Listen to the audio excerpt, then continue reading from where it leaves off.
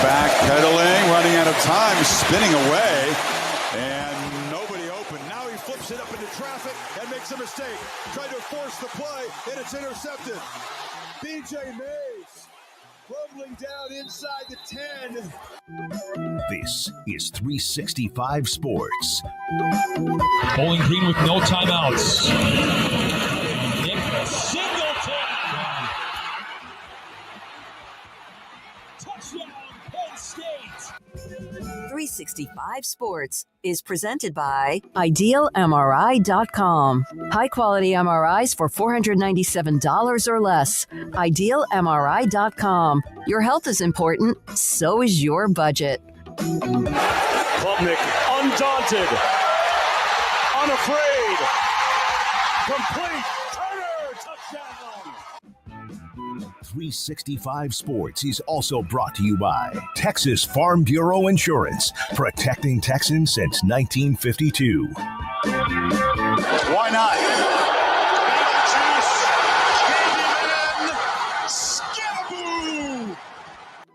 365 Sports is turbocharged by Unite Private Networks. Find out more at uniteprivatenetworks.com.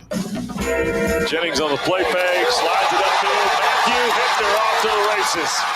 Hittner at the 30, full speed, and the big tight end goes 75. It's a Pony Express. Now here's David Smoak, Paul Catalina, and Craig Smoak. Well, here we go, 365 Sports. We are back in the studio, and all of the gear is where it needs to be. I see stuff strewn all over the place, and it's because of what we took up to Frisco for Big 12 Media Days, and it's going to take a little while to sift through it all. It's going to take all wires and batteries and all that. Good afternoon. Hope you've had a really good week. This is a Friday, 365 Sports, and we've got ourselves a really good lineup, including Phil Steele, the college football Bible, so to speak, on his 2025 preview magazine, plus much more. Justin Williams, theathletic.com.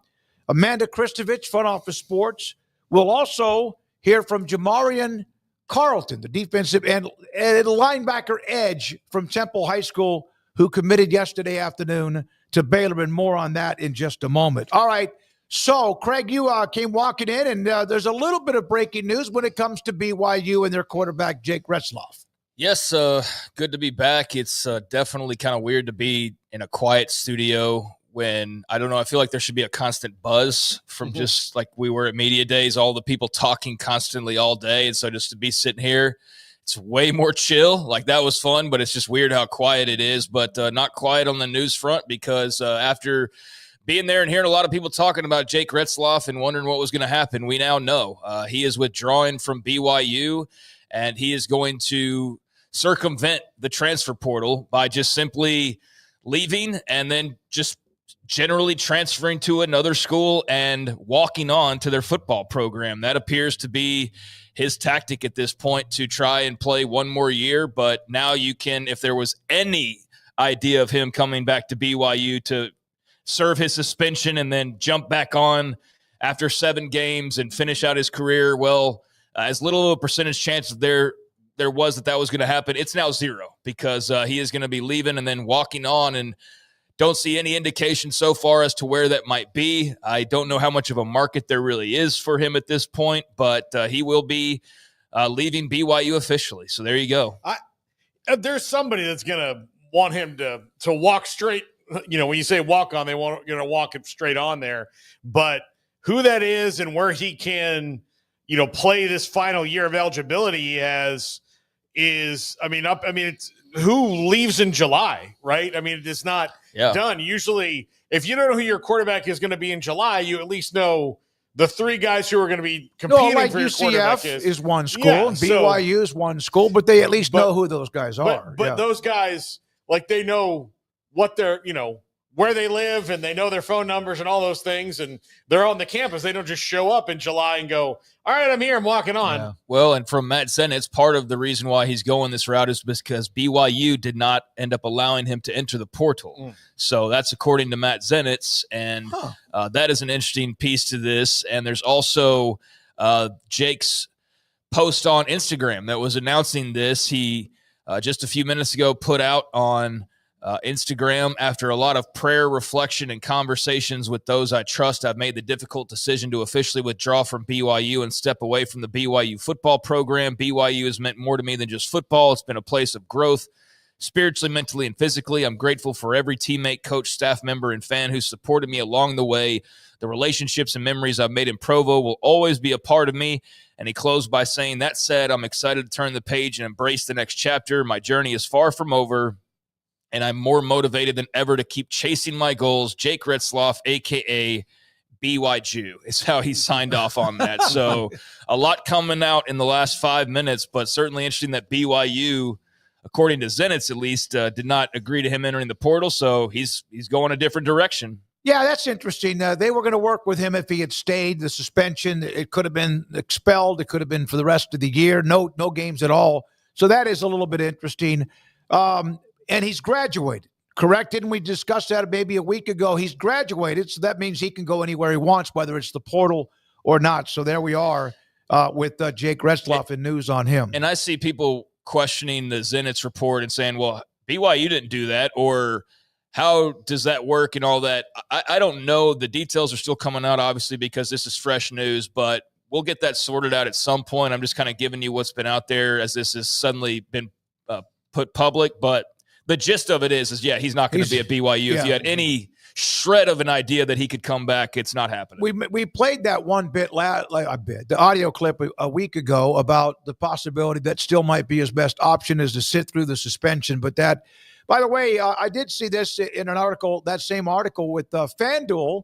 The odds of BYU winning the Big 12 went from 7-1 to 19-1 after the story, the developments of Retzloff no longer being a part of that team. Yeah, he's good. I think we've all been on record as saying we don't think he's the make or break guy, but I do think he's potentially the difference between you winning 10 games or winning 8 games. Sure. I don't think he's somebody that prevents you from competing, but I do think there's going to be perhaps some level of step back, at least initially at the quarterback spot, because you have some guys who are maybe needing to get some more seasoning depending on which direction they end up going. And yeah, I see a lot of BYU fans pushing back on Zenitz's reporting in particular. So I'm just going to stick to the fact that he's not going to be there regardless of how that's happening, the portal or whatever they're agreeing to or not agreeing to. But yeah, I think BYU still has plenty of reason to be excited about this season and whoever they end up going with. And now, like, hey, these 3 guys are going to battle it out for the starting spot, just like you kind of figured the last couple of weeks. And we'll see who emerges from that. But, I can see where the odds drop, but I don't think they drop off a cliff necessarily. And by the way Kalani answered our questions about it, he's, you know what, next man up. And they go into competition. He wasn't too emotional. I'm sure he's disappointed that the situation occurred in the first place, but he had nothing bad to say about Retzloff and is excited about the competition as they head into spring or fall workouts, which will be in early August. So we have talked about Oklahoma State and how they were stagnant. You know, Dabo Swinney had his particular philosophy about the transfer portal. And then all of a sudden, it's not like they went and had a flood of people, but they started to pick and choose what they needed. And I'm sure that will even get many more, or not many, but more and more. Mike Gundy, we've kind of discussed this now for a couple of years about the portal. We've talked about some other schools that have been kind of stubborn to the portal and how you fill the portal. He does. We have not had Mike on, Coach Gundy on, and I guess I can't remember when, probably back in the early 2010s, if even then. He was on with on3.com, and here's a 1-minute audio clip where he talks about the portal, what they've done, what they had been doing, and what they now must do. Almost was just, I thought this will go away. Surely this can't last. And then it just kept building momentum. And then after a point, about 18 months ago, I said, this is not going away. We're going to have to make some real adjustments here. So the truth be known, this portal class from January is the first class that we ever bought. We had not bought portal kids. Wow. That hurt us. Yeah. Hurt us the last year or so from a depth standpoint. And then, and that was nobody's fault. That's not the administration's fault, not the donors. That was really kind of my fault, because what I had done was taken money that had been raised through donations and spread it amongst the troops somewhat evenly to the current players. We didn't go out and solicit for players and pay them to come to our team. We did that starting in December, which I think we all would agree, if you don't do that, you're not going to survive. There we are. First time that we've actually, maybe there were quotes from those who cover Oklahoma State, but he admitted it, but also gave a reason behind it. This is not going to last. And maybe a lot of others have felt that way on the pain to get players to transfer, but that's where they are, and that's why they were much more active this year. Yeah, it is interesting to hear him say that, and that it took him to a year and a half ago to think it wasn't going to go away. I mean, no, man, there were no indications that it was ever, from day one, that it was ever going away. Maybe it would have got, maybe if a different entity was running college sports, they could have figured out rules before it just became implemented. But, once the hay was out of the barn, I mean, I don't know why that he would think it was going away. So for 18 months, if you want to know why they went 3-9, there you go. I mean, if you decide you're not going to spend and everybody else is, whether you think it's going to go as a fad or not. Look, I'm glad he admitted that was his fault for thinking that, because because when first said it's nobody's fault, the first thing was well, kind of yours for not realizing that this was real until 18 months ago, and that they had to change some things. So best of luck to them in doing it the way everybody else is doing it, but thinking it was just going to go away, that's kind of a crazy thing in my eyes. Better late than never. I mean, there's that. So I think it's encouraging if you're an Oklahoma State fan that they're on their P's and Q's now, and they're going about it in a proper manner, as opposed to, just ignore it and hope it goes away. Kind of a immature mentality to have of if I just don't think about it, it won't factor in or be having any effect on me. So I don't know really what the thinking was there, but clearly things went very awry last year, to the point of everybody who needed to get shaken up a little bit and get a dose of reality got that, and to the point of seats getting hot. So he's finally with it. Let's see if that pays off for them or not this season. I think there's many questions about them that are fair questions to ask, and there's a lot of skepticism on how much they might bounce back from last year's lows. So I'm really fascinated by them, because I don't know at all what to expect from Oklahoma State. They've got me just all twisted up after being so off the mark a year ago. So I don't know. I don't want to go in there this year thinking, they're just going to be just as terrible, because no way Mike Gundy can be that bad again. And then I don't want to sit there and think that they're going to make some giant step forward, because they might have got with the portal, but it's not like they went and got the number one class. So where they fall, I have no idea. It's good to hear him say it, and appreciate that and the audio, Garrett, for having that available. Before you go to the next graphic, or the graphic, Arizona State and Iowa State, they played for the Big 12 championship game last year. this is kind of a trend. It doesn't mean it's not like this in other conferences, but the Sun Devils and Cyclones last year were 11-3 in one-score games. 11-3. One-score games to me are 8 or less. Either you win by 3 or you lose by 4, whatever, or in that neighborhood. Meanwhile, KU and Utah, KU failed to get to a bowl game, and Utah was a mess. We're 2-10 in one-score games, which usually means that most in the Big 12, most of the time you're going to be a part of, about half of your games are going to be one-score games. I looked at TCU, the team that played for the national title. They were 6-1 in one-score games, which is always kind of a metric, or at least a part of a category to think about when you start to see teams set themselves up for what they do. Baylor in 21, they won 4 one-score games and then lost. Of course they lost to TCU on that last-second field goal. They were 4-1. Now, schools in the Big 12, this is from our good friend Bill Connolly, and the most experience returning. The left column is returning production. The next column is offensive and defensive and how it breaks down returning production. Craig, I put that next to you. The next thing we're going to talk about. Returning starters or returning starts by your players.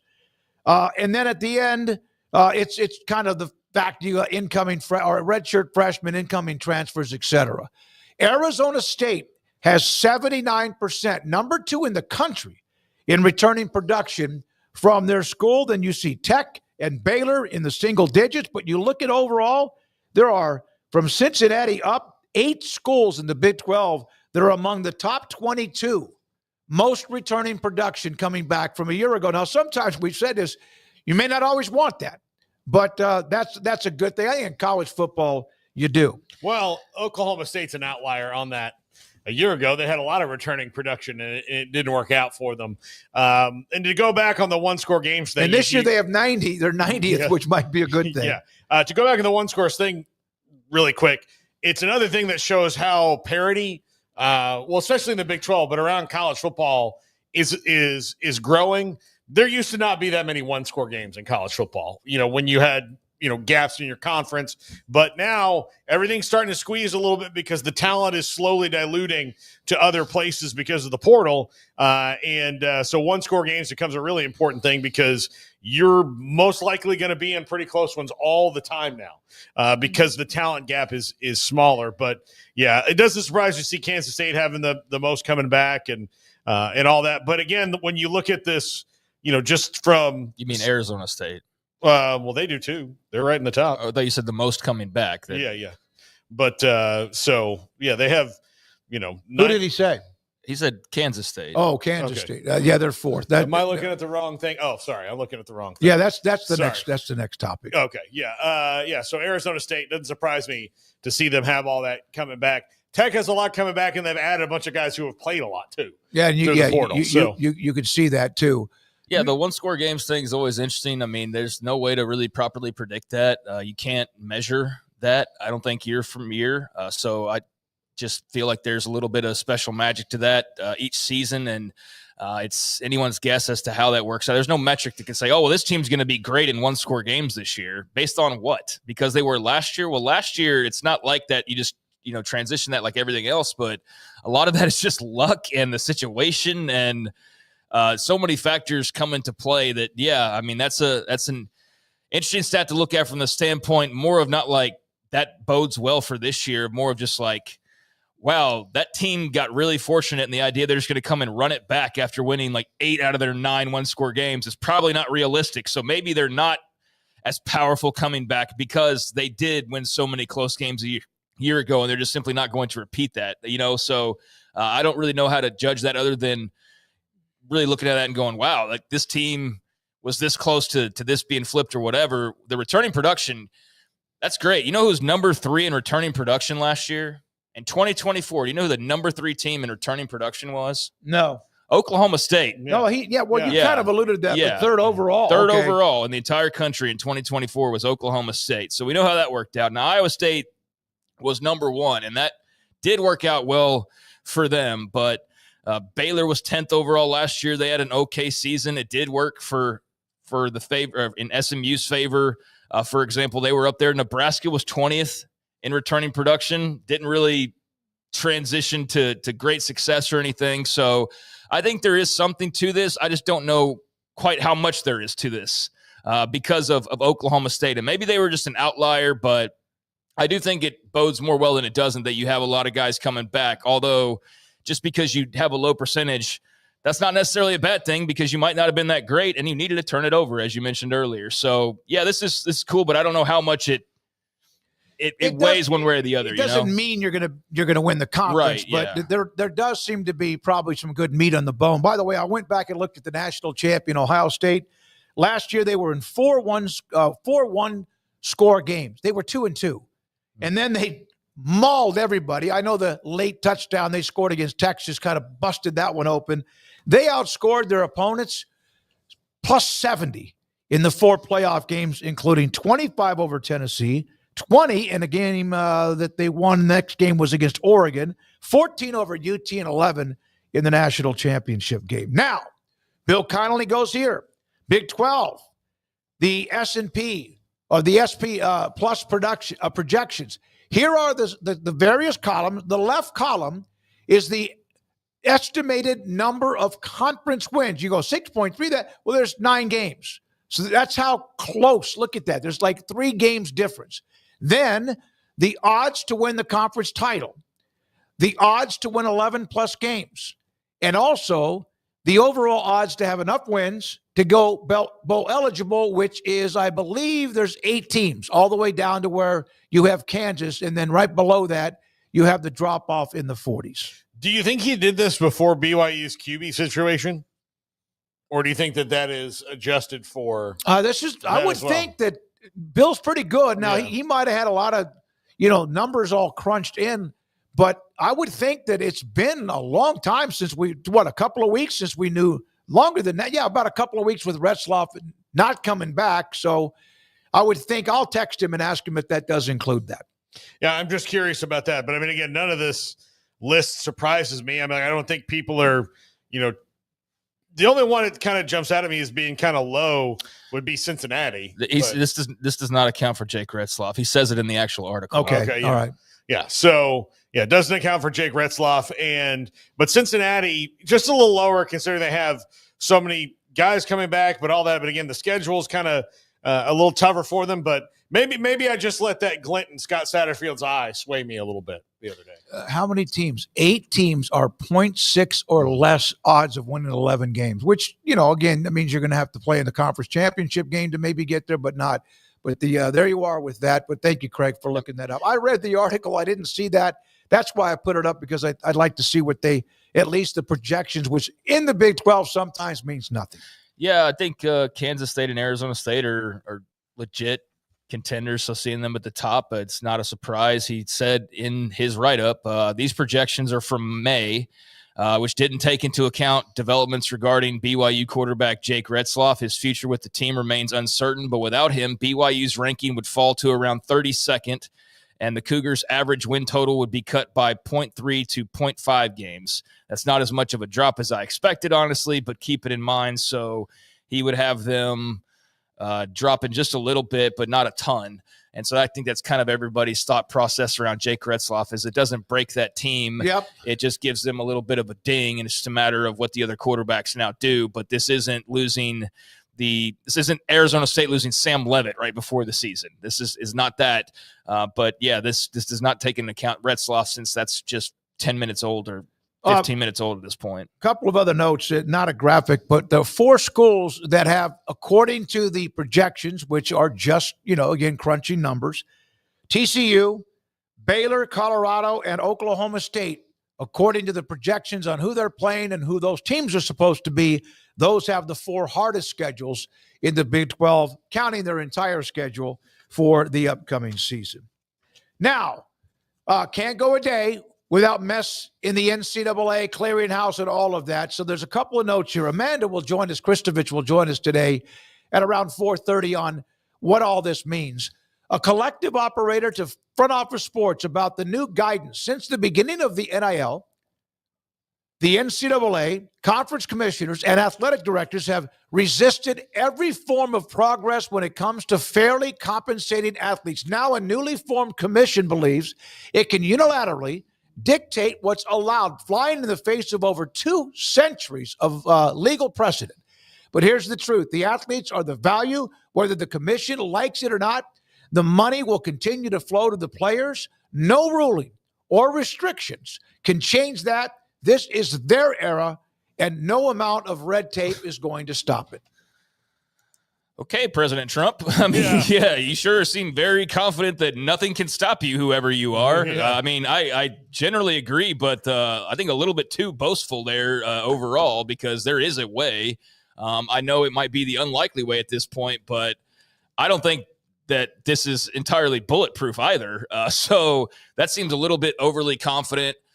Because things can change. But yeah, I can see where you're coming from if you're a collective operator. And I love that this comes from we want rules, we want guidelines. And then the moment you get them, no, we don't, we don't want rules. And that's why college football is where college football is, because everybody says they want rules. And the moment they get them, oh, that's a restriction of free trade. Oh, that's a this or that. And it is, and that's valid. And I'm not going to argue against that, but it's just a funny song and dance that goes back and forth of apparently wanting something. This is why we were talking to Cody Campbell, who I heard making the rounds in Dallas yesterday. So he's really on his press tour, it appears right now. But yeah, it's just comical that you hear all these concerns and this hair pulling and everything about, well, God, if we don't do something, the sport's going to die. And then you try to do something, and even like the collectives of the schools themselves are like, we're not going to do anything. You can't make us do anything we don't want to do. And so that's why I just think everybody feels like there's no end to this, and they might be right. I don't know. All right. Well, there is so Congress is a bill has actually finally been introduced. It's a bipartisan sponsored bill. It codifies House and all these other things. But there are some provisions in it, and we can talk about it if it I don't even want to talk about it until it gets passed, because if it doesn't get voted on, then we're just talking about it for no reason. But that's all to say, here's the problem with the College Sports Commission. They have it's very and we'll ask Amanda about this later, but fair market value is what they say is what's, filtering out these deals, that what the deals are made is not fair market value. Yet they say you have to submit these deals so they can go through, but they have not told anybody what is their definition of fair market value. Well, that's the frustration. So, and that's, exactly. Yeah. So that's fine if that's your thing, but you have to give us a definition, because no one's heard what the definition of fair market value is, because they could say, look, the fair market says that you can't give $750,000 to this kid to be the face of your car dealership. And then, okay, if that's the truth, tell us why that is, because all the business owner has to do is, well, it's fair to me. It's my money.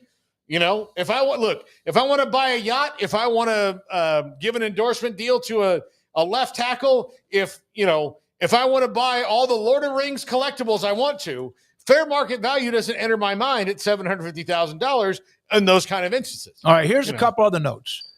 The Collective Association, today's commentary from the College Sports Commission regarding true NIL and valid business purposes is not only misguided, but deeply dismissive of the collective organizations and the tens of thousands of fans and donors who fuel them. Next thought. And again, Amanda will join us at 4:25. From Dalton Forsyth, he's Utah State graduate. He runs their collective. I'm disappointed in the College Sports Commission for its failure to adequately roll out the NIL Go system, and for doing so without clear, transparent guidelines. Now, I also printed out another comment or 10 from him, but he said, the guidance should have come before July the 1st. If this was the test all along, they should have handed out the rubric before collecting the assignments. So there we are with that. So sounds like things are going really well. Yep. To start off with, just as we all expected. I do think that one of the stories about the collectives, that some of the decisions on specific NIL type endorsements or appearances that were supposed to happen like yesterday or last week have Players were getting paid for those, but they never had a chance to appear because they weren't cleared. It wasn't cleared by Deloitte. We have some recruiting news to get to. We'll do a lot of that at around 4 o'clock today. Temple High School's Jamarian Carlton will join us at 4 today. We mentioned Amanda Christovich and Phil Steele on many things at 5 in the top 5 in poll results at the end of the show. This is 365 Sports. PettyClinicalOT.com. Dr. Kent Petty can help you become the high-performance man that you want to be, need to be, and used to be. Maybe when you're 20, 30, 35, maybe even 40, everything was fine. Your energy, everyone has a day or two where you don't feel well or whatever. You had something bad to eat, or maybe you started getting a little bit lazy.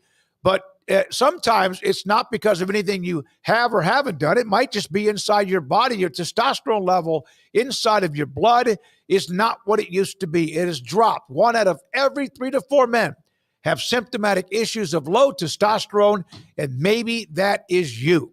That means a lot of people have had their testosterone levels drop. Dr. Petty can help you out, set you up with an appointment to get your blood drawn. He gets the results, be in touch with you, and if the results are fine, great. Maybe it's something else. But if your testosterone level is too low, Dr. Kent Petty can help you out at PettyClinicalOT.com.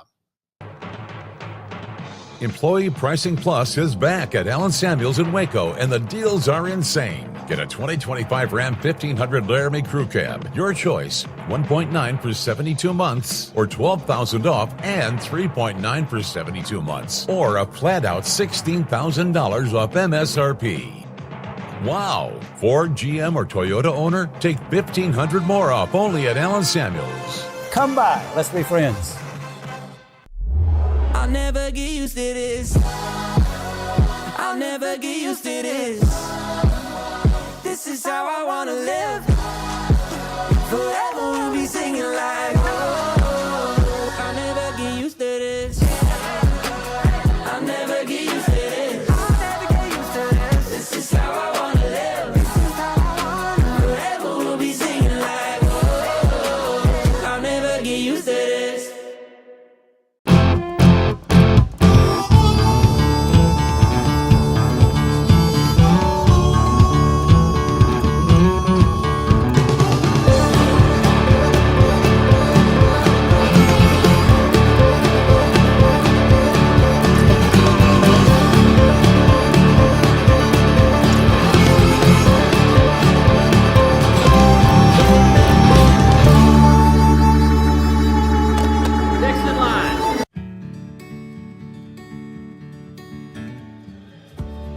Whatever it is you wrangle, whatever seeds you sow,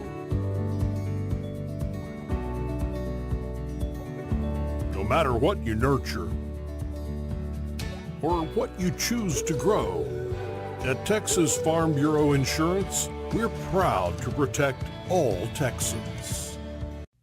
Developed by Startup Waco, a nonprofit organization, GXG is a program designed to support the entrepreneurial development of Baylor University student athletes through NIL activations. The program helps student athletes maximize their platforms and offers a comprehensive support system for them to create and grow new businesses that not only benefit themselves, but also uplift the local economy. Fans who wish to support student athletes can donate to GXG via the GXG NIL Fund, BaylorBears.com/GXG. Contributions to support NIL activations through GXG can be made at BaylorBears.com/GXG. For more information, follow at GXG_GreenXGold on social media and visit the official website www.gxg.startupwaco.com. GXG, empowering student-athlete entrepreneurship and uplifting the local economy through NIL activations. Make this the summer event at Allen Samuels Dodge Chrysler Jeep Ram, where big plans start with the perfect ride at great deals. From weekend getaways to daily drives, your next new truck, SUV, or car is waiting. Come by. Let's be friends. This is 365 Sports. The 3 o'clock hour is sponsored by Waco Custom Marketplace. Meats, sweets, Texas treats, and a cut above the rest. 425 Lake Air Drive, Waco. 365 Sports earlier this week, we were at Big 12 Media Day. So was Justin Williams, theathletic.com. A lot of people were in the media, and he joins us now on 365 Sports with Craig and Paul, David Smoak. Justin, from the couple of days you were there, what were maybe 2 or maybe 3 or 4 things that caught your attention the most? Yeah, I mean, one of them was, I think a lot of talk about Texas Tech, right? They spent all that money. Cody Campbell, the billionaire booster that kind of spearheaded that. He was actually there on Wednesday, the day after Texas Tech was there. I think he was on with you guys, wasn't he? Mm-hmm. Yep. And so that's just they've been kind of the hot topic just throughout college football, not just the Big 12. And so one of the things we wrote about on The Athletic was kind of an anonymous poll of what the opposing Big 12 coaches thought of them, but it's kind of a lot of that came up organically too, just because of the waves they've been making. So definitely they stood out. Honestly, one of those interesting to me that I didn't expect going in was a lot of positive Utah buzz. They kind of fell off last year a little bit, and the offense really struggled, had a bunch of quarterback injuries. But they bring in Devin Dampier from New Mexico. They got the New Mexico offensive coordinator. So kind of a reset on offense, really good up front on the offensive line. They were one that maybe going into it I wasn't totally expecting to be a hot topic, and they were. And then, look, he was there the least of any head coach in the conference, but it didn't take long for Deion Sanders to make headlines when he showed up on Wednesday. And so it feels like anytime he's in the room, gravity's going to move in his direction. Over the course of the 2 days, those were kind of the ones that popped out to me. Honestly, there was a bunch of stuff. I'd never met Rich Rodriguez. He was hilarious. He was, you understand why he kind of fits in there with his coal mining family background at West Virginia. Obviously had success there before, but I think it's hard to talk to him and not realize why he's just a ball coach and had a bunch of success. So you could kind of go on down the line, but those ones that I threw out, I think were kind of headliners for me. Justin, what did you make of Scott Frost and his evasiveness on his past at Nebraska? Yeah, I guess I was in the room when some of my colleagues kind of that became a story that, his thing was he didn't want to talk about Nebraska, which honestly is fine. But when you put it that way, that's going to become the story, right? Yep. It seemed like he didn't have a very good answer for a question that he should have known he was going to get. This was, kind of a high profile. Like I said, a lot of national media there. You're at conference media days. So you're maybe outside of the UCF bubble a little bit, and you might get some questions about your last stop. And I understand if he didn't have a good experience there, didn't want to talk about it. I'm just surprised he didn't have, maybe a better answer ready that could have kind of diffused that. You look at totally different situation, but BYU and Jake Retzlaff, everyone kind of knew that was going to be a topic. Kalani Sitake, head coach, a difficult situation, but he had an answer ready to go that he kind of gave for probably the 50 times he got asked about it on Tuesday. Scott Frost, whether he didn't think he was going to get asked about Nebraska or whether that was kind of the plan that he went into it, I was surprised that was the answer that he gave. And then I was also surprised, or I was not surprised then that kind of became the story based on his answer. Now, you're absolutely right. I mean, Kalani he gave the answer, and then he gave an answer that was good enough that you just moved on, right? You're just okay, well, that perfect answer. That's all you needed to say. And as a matter of fact, we do have updated news on Jake Retzlaff here in the last few minutes, Justin. I know you wrote about him a couple of days ago, but he put out a message announcing his departure from BYU, and according to the early reporting, he is going to withdraw and just go enroll at another school. And some of the details here about whether he could enter the portal or not is getting kind of confusing in the comments. But the point being, he's leaving BYU and he is going to be withdrawing. So do you have any thoughts on Retzlaff and that latest update? Yeah, I believe Pete Thamel reported this first, but it sounds like he's going the Xavier Lucas route. Yes. As the kid from Wisconsin that kind of, the Wisconsin wouldn't let him jump in the portal, so he withdrew and then enrolled at Miami. It rose a lot of questions about, what does the transfer portal actually mean? Again, different situation with the Retzlaff, but as I understand it, that's kind of the path that he's going to go. Unenrolling from BYU, then he probably ends up somewhere else. Look, it puts BYU in a tough spot. Now, I think they were going to be in that spot anyways because it sounds like he was going to be suspended if he returned. But not much experience behind him, certainly not in the BYU system. I think Tyler Bourget was a Western Michigan transfer, who's been there a couple years and had some previous starting experience. McKay Hillstead had started previously at Utah State. And then Bear Bachmeier, who's a true freshman, actually transferred in in the spring window from Stanford. Really talented. His brother plays there at receiver. I think that they like his potential moving forward. But again, true freshman, and none of these guys have thrown, have started the game for BYU. And so for a team that was in the running for a Big 12 championship last year, and I think has a lot back and has a lot of positive momentum, now suddenly there's a big question mark. And on the other side of that, I'm curious to see where Retzlaff ends up, right? Like, he's going to be going to a place a couple weeks before fall camp starts. It's hard to imagine that, he's going to, have the time needed to kind of pick things up and ingrain himself as a quarterback there. But if he goes to a spot, it's hard to think of many power conference spots where he'd go in and start. But, wherever he lands, he's very talented. So I think it'll be interesting to see, like, how quickly he's able to get acclimated and if he can make an impact, whether it's the start of this year or at some point down the road. I'm trying to think, and just as you were saying that, and Craig brought it up, when was the last time somebody at that position, quarterback position, arrived on campus, not that he was signed as a commitment or recruit or whatever, that was this late in the summer? Or late in the summer, yeah. Yeah, I'm sure there's some instances where maybe a non-early enrollee freshman, came in the traditional cycle and maybe made an impact. But yeah, I'm sure if we all thought about it for a moment, maybe there would be an analogous situation. But I'm not sure if there is. Some people have tossed around Tennessee because Nico left, and they brought in Aguilar from UCLA earlier. They want a little more insurance there. Maybe, but again, like it's also going to be a difficult situation in the locker room. It seemed like Retzlaff was really well liked at BYU based on the players we talked to this week. So I don't think there'd be any situation personality wise necessarily, but you're just bringing on some attention, and then you're bringing someone in, late that kind of jumbles up the whole plan. So I'll be fascinated to see where he lands and how quickly, if at all, he's able to make an impact, because he is, he's talented.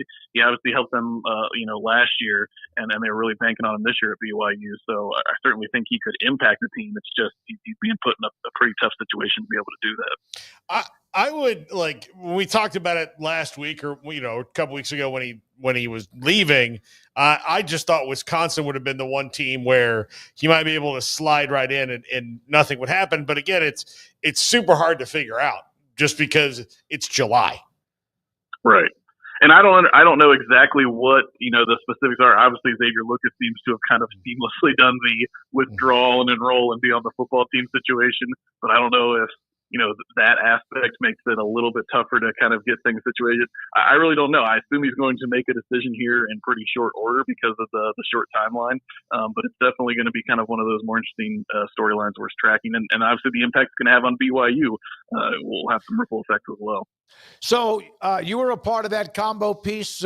In fact, somebody in the chat, we'd love all of our viewers, said that they wish that Texas Tech was getting more coverage. I can't imagine anybody in college football, no matter who they have been over the last 100 years or last year or two, has had more coverage than Texas Tech. You wrote about them as well. They are the factor, the it factor right now. They are the one that's getting the attention. Your thoughts about the reaction to your story? Yeah, again, I kind of mentioned this. I think they're one of the most fascinating stories in all of college football this offseason. And so, it's really unique because of the money and the resources being pumped in there. But as Joey McGuire, head coach, kind of openly said this week, yes, there's some jealousy. Yes, there's a bullseye on their back. This is also a program that went 8-5 last year, has never even played for the Big 12 championship, let alone won it. And honestly, they've kind of set themselves up for a Big 12 title or bust type season with the money that they've infused in this team. And look, other coaches have taken notice, and we asked about a dozen of them anonymously to kind of give their thoughts. Some of them probably said what they would have said on the record. I think some of them opened up a little bit more, whether it was, there was some like genuine jealousy of, man, I wish our program had that. We would definitely be doing the same thing. And then you had, maybe a little bit more sour grapes, bitter jealousy of people saying, I don't know if it's good for college football, or I kind of think the amount of money and the way they're overpaying players in their opinion kind of rubbed them the wrong way. So it was kind of a fascinating insight, but I think the big takeaway is like, look, this is going to be the team that everyone is keeping an eye on, definitely in the Big 12, but also throughout college football this season, a non-traditional power. I don't know that they're spending above what Ohio State or Texas or, some of these other bigger schools is, but because they've never done this before, they're putting all this money, they're bringing on all this attention. Now everyone wants to see if it's going to work. Justin, we interviewed almost every coach, save for I think 4 this week. And one of them that stood out to me was Scott Satterfield. Seems like he feels genuinely confident about his team. That is right in your backyard. You covered Cincinnati exclusively for a long time before you started working for The Athletic. What feel do you get? Is he maybe right? I mean, I definitely think this is the most talented of the 3 years he's been there in terms of the roster he has. He has a lot of continuity. They're bringing Brendan Sorsby back, who started the year really strong at quarterback last year. He fell off a little bit towards the end of the year. I think the receivers had a lot to do with that, and they went out and they upgraded that position as well. And then they brought back guys like Joe Royer, who he could be a first-round pick at tight end in the next draft. Dante Corleone, a first-team All-Big 12 player in the middle at defensive tackle. They kind of have these leaders in place, especially on defense, at all 3 levels that they're bringing back, and then they went out and added in the portal. So from that perspective, yeah, I think there's a right to be confident because the roster's improved. I also think he kind of has to be confident because the flip side is, look, if this team doesn't play very well this year, they haven't made a bowl game the past 2 years under him, then that the hot seat is really going to start to heat up under him. And so I think the best way he can go into it is feeling a little bit confident and kind of praising his team. They're one of those teams to me that are right in kind of the meaty middle of the Big 12, where they could go either way. Last year they went 5-7. They had a couple close losses. They were only a few plays away from maybe being 7-8 wins. I think that could be the case this year, where it's going to come down. A lot of these games come down to being close. If kind of those close games, a few of them go in their favor, then you're looking like, hey, this is really a step forward for this program, and Satterfield has them moving in the right direction. And if some of those tight games go against them the way they have the past couple of years, then I think you're going to have people looking around and saying man, does Cincinnati need to make a change because these first 3 years in the Big 12 have not gone the way that they hoped. Well, I don't know if everything's gone the way people hoped with the Deloitte and the clearinghouse. It sounds like yesterday was kind of a mess, Justin. What was your take on everything? Yeah, so the College Sports Commission, I'm trying not to throw too many acronyms because it seems like that's all that is out there anymore. But they put out some new guidance on the clearinghouse. And honestly, it was not a huge surprise to me, and I think for a lot of people that were following the settlement, this was a big part of what the settlement wanted to do. It wanted to rein in collective by using this clearinghouse. And so I think there was some questions initially of people wondering, are they really going to crack down on this? These big money collective deals that, might not be quote unquote true NIL, or are they going to deny those? And I think there's been kind of a lag where some of these deals were getting submitted and there wasn't a decision. And it looks like they kind of reintroduced some refreshed guidance that basically said, look, if it's a deal from a collective, it's probably not going to get approved. There has to be this valid business purpose and range of compensation. And I think the idea of a collective paying $500,000 and a player kind of tweeting out how much he loves the collective, that's not going to fly under this new clearinghouse system. So now the question is, what happens? Do some lawsuits start flying and arguing that this is more antitrust complaints? Or, it's just something I wrote about a couple weeks ago.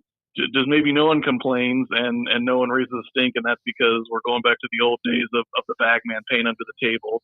I don't know. Maybe in an ideal world, everyone just decides to follow and agree to these rules.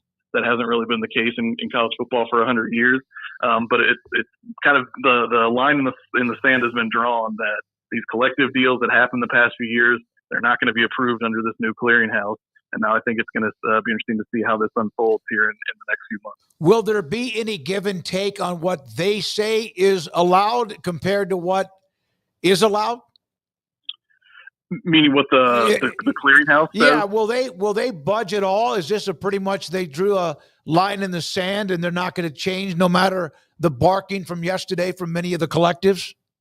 I don't think so. I mean, I think they're kind of saying look, we put a bunch of time and money into this settlement, and this was a big part of it. And so I think they realize there's going to be some lawsuits, some legal action. It feels to me like the CSC is saying, all right, bring it on. You're going to have to show us why all this time we put into the settlement, why that wasn't a good enough answer with whatever case you bring. And, based on, I don't know if you guys saw some of the legal fees that are getting handed out in that settlement case, but based on the way that billable hours work, I will not be at all surprised if there are some lawsuits that get filed and some lawyers that are willing to kind of take that challenge on. Did I see $250 million? $800 million. The attorney's fees? Total. I think 750 million could get up to 800. Yeah, over the course of the next 10 years. So, look, I love covering football. I love being in the media, but sometimes you see numbers like that, and I wonder if I chose the wrong career. Guess what? The law schools paid off now for them. I mean, they don't have any more debt. Here's a tweet.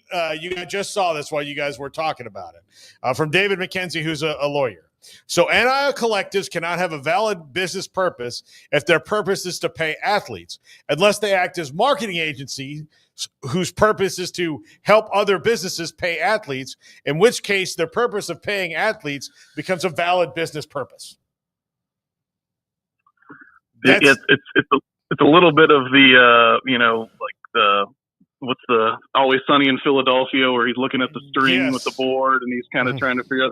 There's a little bit of confusion here, but you're right. And this has been the problem from the beginning. This was the problem before the settlement. I think this will be the problem in the settlement is until there's something definitive, whether it's Congress deciding to get involved or some kind of an antitrust exemption or there's been a lot of talk about employment status and collective bargaining.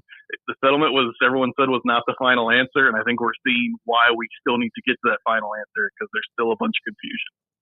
All right. So in the end, the Big 12 is a conference that you look at the various metrics, et cetera, and there's very little difference in how many wins the team at the top that might win it compared to the team that might struggle, a Utah or an Oklahoma State.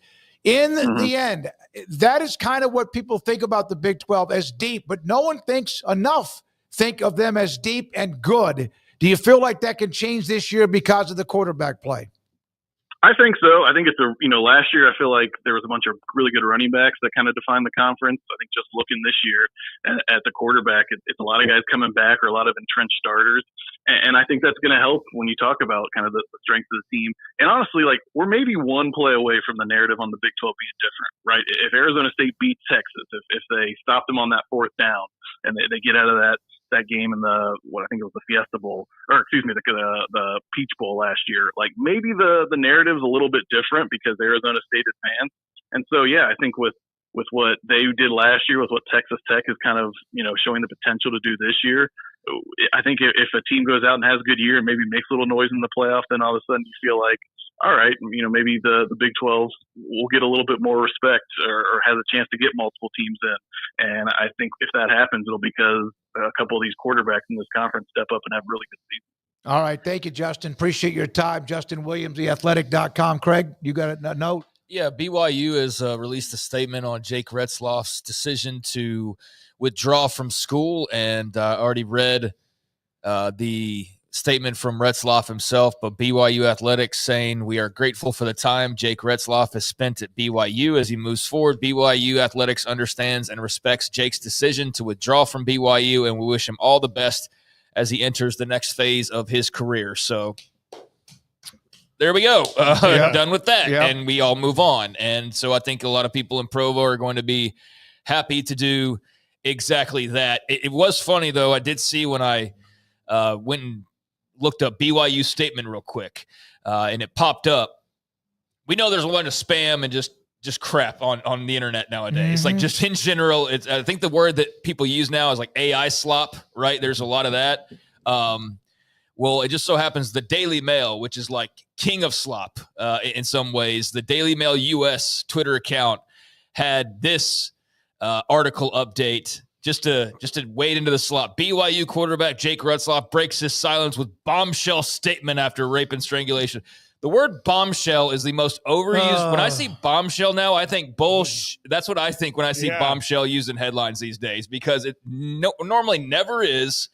And this is not a bombshell. It was expected, if anything else, but that's just slop from slop. But I just found it funny because that popped up when I was looking for the statement of bombshell. Bombshell's what the National Enquirer or some of those rags that you see at that's what the Daily Mail is. Yep. Okay. And a lot of other outlets at this point. Yeah. So I saw the new Superman movie today, and there's a scene in it where one of Lex Luthor's nefarious plans, I'm not spoiling anything for anybody with this, but he's like reprogrammed these monkeys to post hateful things about Superman online constantly.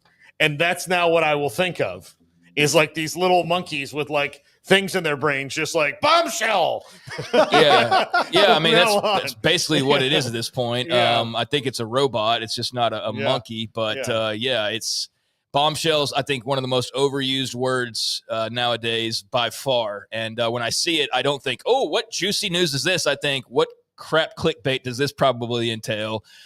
Because there was nothing bombshell about Jake Retzloff's statement, but that is the Daily Mail for you. So I don't want to hear anything about the Superman movie other than, did you like it or not? It was amazing. Okay, good. That's all I want to know, because everybody's got their opinions, and I'm looking forward to it. So I know that drops today, or that come out last night. Yeah, whatever. Yeah, last whatever. Weekend, whatever. But so cool. But there you go. I just wanted to mention that as well.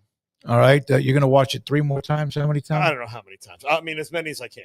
As many as I'm allowed to. Yeah, Paul's a big Superman fan, so he's been looking forward to this one for a while, I think. So I'm glad that you liked it. I'm glad that you liked it, and I look forward to seeing it at some point. And so who's who's Superman? David Corenswet. He's a new younger actor. Okay, he's very Midwestern. He fits the part well. Okay, good. Where is Superman from?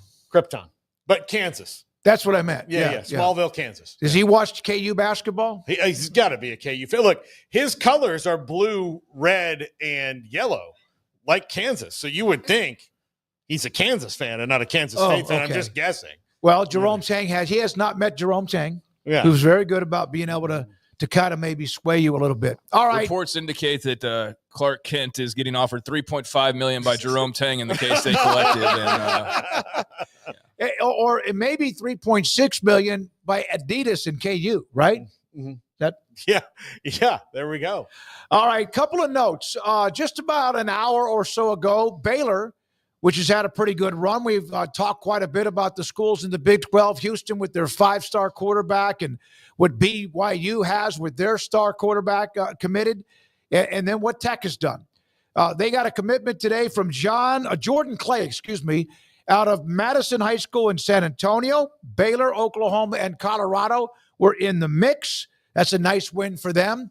And coming up next, our guest who will join us live, Temple, Jamarian Carlton. He committed. You got that one up, Garrett? He committed, there we are, to Baylor yesterday afternoon, and including on that list was Texas, also, I believe, Texas Tech. And who else? Do you remember the other team that might have been involved? LSU. And Jamarian Carlton will join us. Now, we discussed this after Ojo made his announcement and committed to Texas Tech, how people just on Twitter, they don't like it when teams that are not supposed to win these recruiting battles. Coach Wilson, 66, who actually, what was his title, Garrett? Hook 'em headlines. Yeah. Jamarian Carlton is committed to Baylor. Yes, something doesn't feel right here. And then when he was asked about it, of course, he said there's no way he should have been locked into Baylor. You would think this would have been a 50-50 decision. Why, Coach Wilson, with hook 'em headlines in your title? Why do you say that? Why take away from the kid? Why are people so damn bitter about things when they don't get their way all the time? Oh, well. I mean, why give him any pub anyways, or anybody else for that matter that's complaining about it? I mean, that's a tale as old as time. I mean, when you don't get a recruit, you bitch and moan and accuse the other side of cheating or doing something underhanded, or he only went there because of this. It's called copium. That's what that is. And I thought that was illegal. That is what you see right there, and no reason to ever show that Twitter profile again. There's a lot of that going around, even from people who are supposed to be professionals in the recruiting landscape, but really haven't ever been for most of their careers based on what I've seen in certain circles in Austin. So, yeah, that's to be expected, and that knows you're doing a great job is when you see that type of response and feedback, is because you're landing big-time players that the others figured they were just going to get because they're this or that. And Baylor's, just like Tech and BYU have had their big splashes, Baylor's had some in the last couple of days, and I think they've had more than a few over the entire offseason where they've got a handful of 4-stars now. They've got a class right outside the top 25. And I know recruiting's not quite what recruiting used to be, but it has been pretty jam-packed with name guys here in the last few weeks and the Big 12 being involved.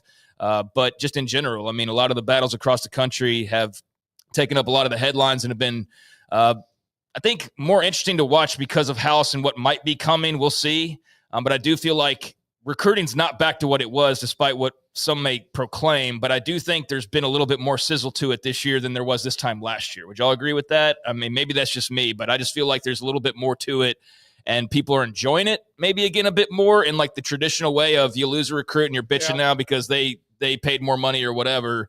So yeah, that's just sour grapes. That's just people outing themselves, and it's a great pickup for Dave Aranda. It's 2 big commits in the last 2 days, and if they can hold on, that's the big question, ultimately. So you don't celebrate too much too early, but they are shaping up to have a very nice class, and that's what you need if you are looking at it from a league perspective. You need Tech doing what they're doing, and BYU doing what they're doing, and Baylor doing what they're doing, and so on and so forth. So, that's only good news if you look at it from that type of an angle. And this one from Mallory Hartley, which I thought was interesting. Didn't think much about this, and then I looked at their list.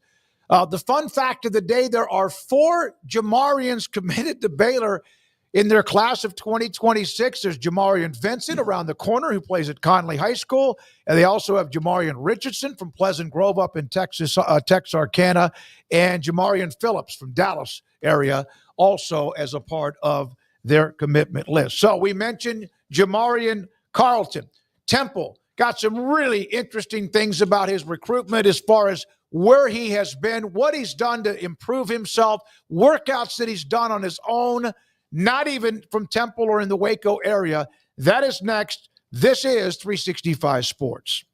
Saw this today on their Facebook page. Tonight, the club table at the Baylor Club inside McLean Stadium. There's soup, chicken, and sausage gumbo. Garrett, that's right down your pipeline. It really is. Salad, they have Caesar, Cajun pasta, spring salad, roasted corn and okra as a side, dirty rice and spinach artichoke dip. The entrees tonight, fried catfish, chicken, Garrett, jambalaya. And then, of course, oh, my God, prime rib is a part of it as well. They have old-fashioned Cajun cake and various mini desserts. So if you like any kind of Cajun spice or any kind of Cajun cuisine, they have it tonight at the Baylor Club. Nick Caldwell, he's the new general manager. I'm meeting with him, in fact, next Tuesday inside McLean Stadium. Memberships available, the amenities, the food, the views, and more. Tell them 365 Sports sent you, and they'll give you some sort of a discount at the Baylor Club off I-35 in Waco.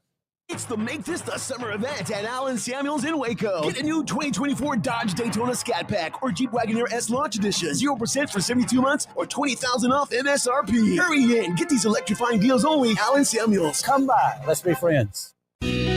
Let Camille Johnson Realtors guide you seamlessly through the process of buying your dream home or selling your current one. Commercial, farm and ranch, or residential, Camille Johnson Realtors can smoothly and successfully lead you through any transaction. With a team of 28 experienced agents who are excited about serving you, Camille Johnson Realtors services the entire greater Waco area. If you're in the market to buy or sell, contact Camille Johnson Realtors, 104 Midway Center in Woodway, or find them online at www.camillejohnson.com. Camille Johnson Realtors, elegant, charming, warm. Welcome home.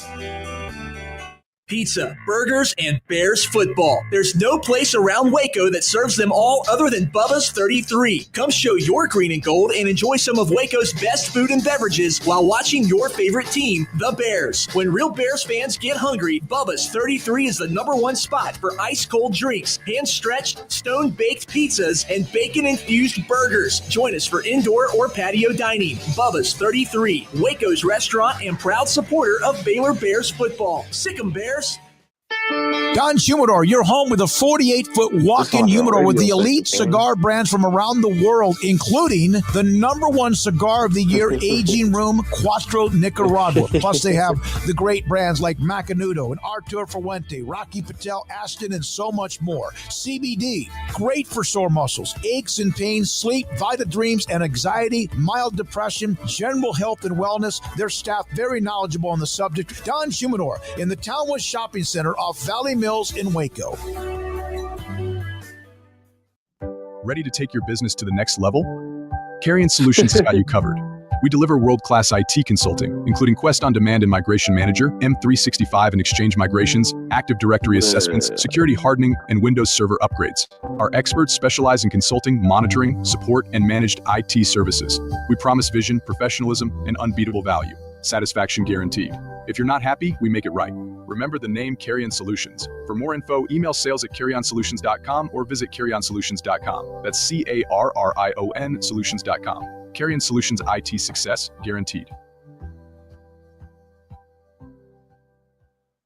At Ideal MRI, we feel blessed to be part of the Waco community. We're a small family business here in Central Texas. At times like this, the cost of healthcare has never been more important. And unfortunately, significant illnesses and injuries still occur. And that's why Ideal MRI is open and here to serve you through this difficult time. So if you need an MRI, ask your doctor about Ideal MRI. You can schedule online in minutes at idealmri.com or call 833-IDEAL-MRI.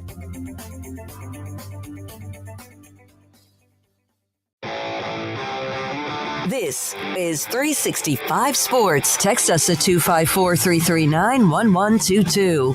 The text line is sponsored by Riverbend Liquor and Wine, with the most extensive variety of craft beer in Waco. A hidden gem on Lakeshore Drive and 19th Street. 365 Sports, this 4 o'clock hour. Jamarian Carlton is on screen with us. He is Temple High School. Temple Wildcat plays for Chad President. And he joins us. He committed yesterday afternoon to Baylor University. And Jamarian, thank you very much for your time. What has it been like, really, almost the last 24 hours? It's been pretty crazy. You know, my phone's been going off the hook. I haven't really been able to be on social media, anything like that, and respond to messages because of how much my phone has been blowing up. But it's been a pretty fun time. How much did it help in your recruitment that you are not the only blue chip prospect in this class? Sometimes it happens where a school is in maybe a rebuild. They've got an exciting coach. They get one guy who's in that ranking where you are, and then you kind of have to hope that he brings other guys in. But the fact that you are with several other guys who are all coming in to make an impact with Baylor. It's pretty good, you know what I mean? It helped a whole lot just knowing there's a whole bunch of us at one school, you know what I mean? It could be really dangerous. So just seeing everybody starting to hop on the train is pretty good. Jamarian, just take us through the last 24 hours. What's it been like to have this build-up and this decision and just to get it out there and get the reception, and just how have you been able to enjoy it and just kind of sort through it all? It's been a relief, really, in some way, you know, just having that decision done already. And then it's been kind of fun, too, just spending time with my family afterwards. And family and friends just having a great time and celebrating, and then just knowing that I'm in a great environment and I'm going to a great school. The coaching staff just has great relationships with everybody, so that's pretty good. I bet yesterday was emotional in a lot of different ways. You mentioned as well just a second ago it was a relief. Did you sleep better last night than you have in a while, or has that been a problem anyway? I most definitely slept way better. You know what I mean? It's just been something on your mind all the time when you got to make a decision like that to choose between 4 great schools. So that was probably most definitely one of the hardest decisions of my life. And being able to make the right choice for me and then get it out there was a very big relief. Why Baylor? Really because, you know, they've been there since my freshman year, so the relationships has been there. And then, you know, I mean, they have something really nice going on down there. And I just really would love to be a part of that and spend time with some of my friends that I've been having for a long, long time. So it's pretty great. I also saw and even read that perhaps the entire staff was locked in on you, and it wasn't. You have usually a lead recruiter or somebody that's the one that is the one recruiting you the most. How deep was it, the affection that you received from the entire staff? Really, just like every Monday, I would wake up to like 16 messages from 16 different people, a good morning text. And they'll send it to everybody, like all my family, is a good morning text regardless. That'd be crazy because nobody has ever done that before. So the whole coaching staff recruits just me regardless, like everybody. They recruit everybody. So it's pretty good just building a relationship with the whole staff and just showing how much of a priority you really are to the school. Jamarian Carlton with his Temple High School on 365 Sports. Jamarian, all right, let's say I'm lining up across from you. What am I in for? When the ball snapped. You're most likely in for a nightmare, you know what I mean? Because I can read everything that you could do before the ball is snapped. So I'll know exactly what you're doing before the ball is even snapped. So just off that, and then my speed, regardless of getting off the ball, and just hey, you. So you don't have you're to. gonna watch where my feet are. Like what? Like, are you good with tells for offensive linemen and quarterbacks and things like that? Even in high school here. Really, so like how I do my things, like the first one, I'll try and just beat you off of speed, just to see how you react to it. And then once I do it the first time, I'm gonna know exactly what you're gonna do every other time. So it'll be able to help me with a counter move to use, or if I can just beat you with speed, regardless to do speed every time.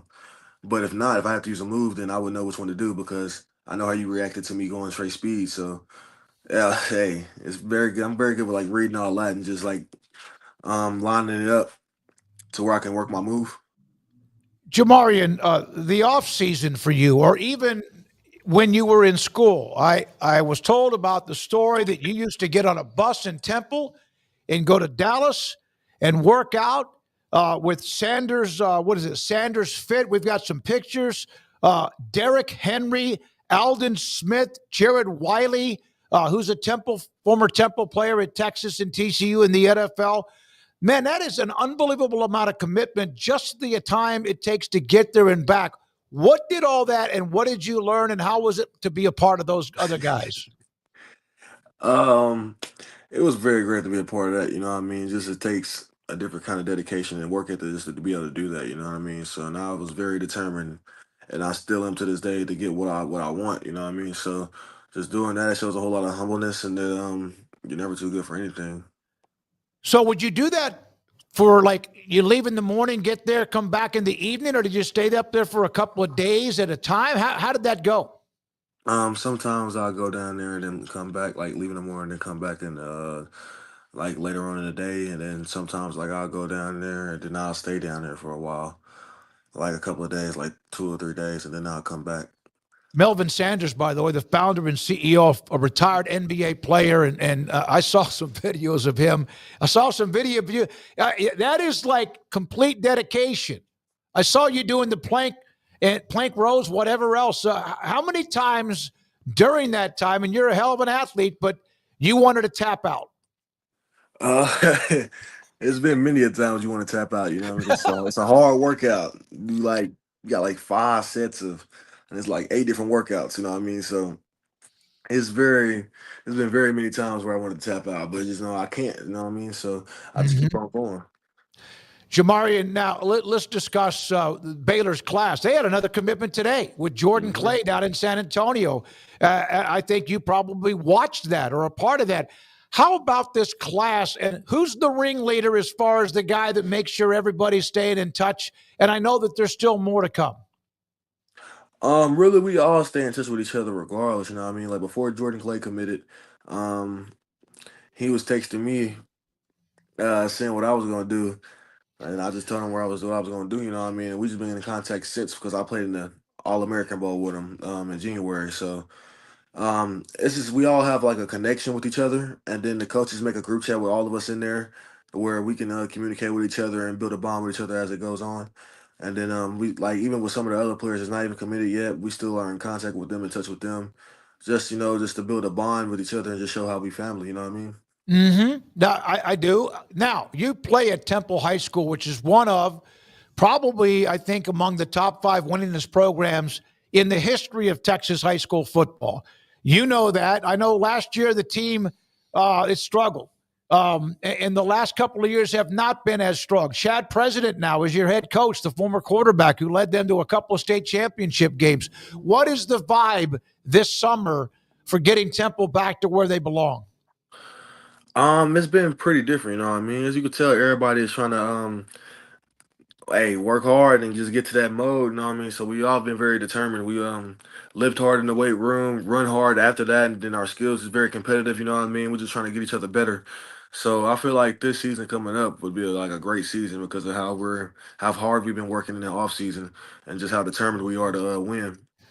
Jamarian, Chad President went through recruiting. He actually committed to Baylor when he was a high school player and eventually ended up at Tulsa and was really good, then got into coaching.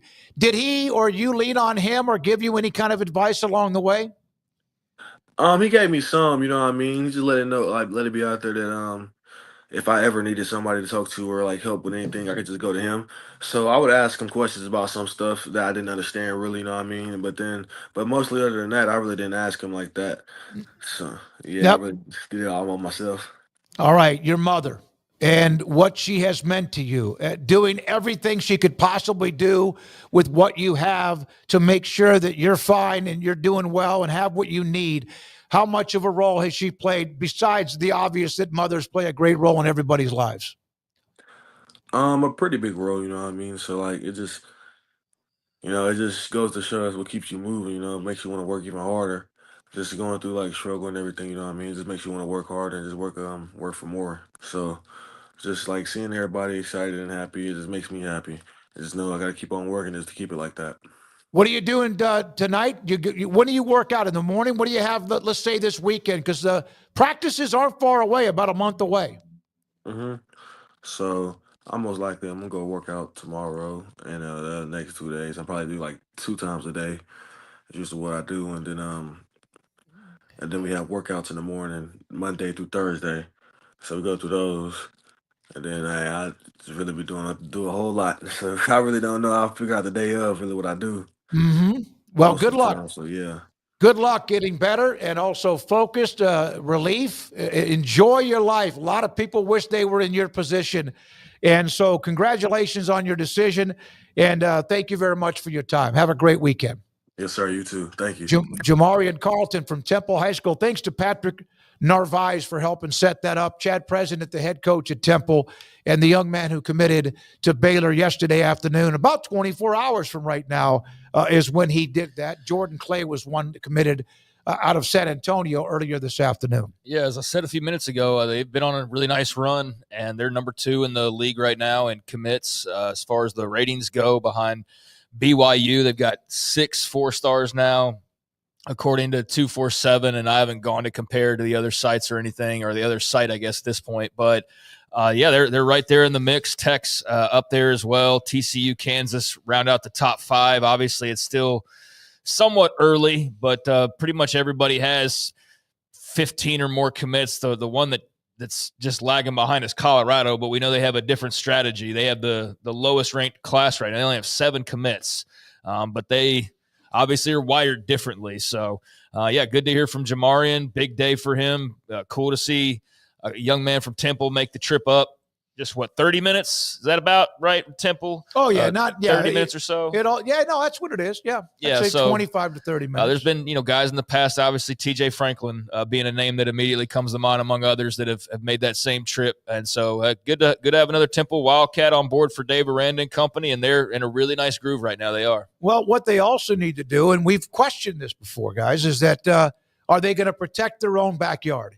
So right now they have a couple of players who play in Waco. They got obviously Carlton, who plays from Temple, and so they've been able to protect their backyard with a couple of commits either for this year and also the next. That has not always been the case. Well, and 3 of those guys from within 30 minutes are 4-star players. So you look at Jamarian Carlton, there's a 4-star.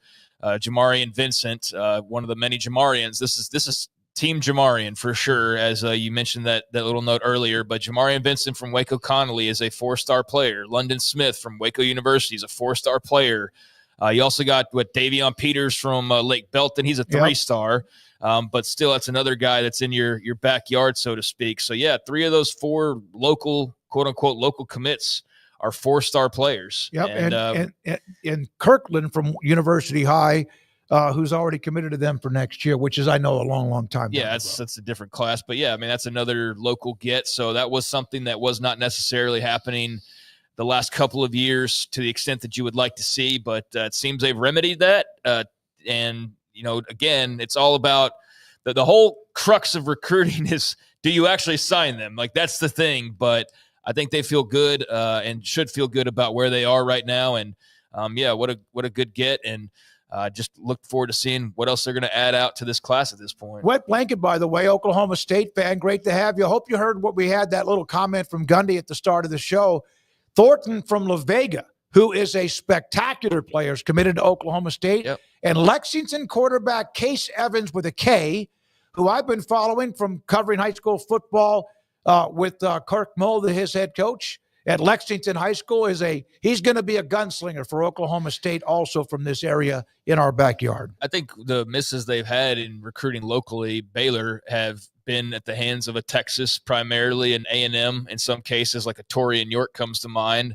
But also, Oklahoma State's jumped in and grabbed a guy like a Corey Black, for example, and had great success with those types of players. So, Oklahoma State definitely knows this area very, very well.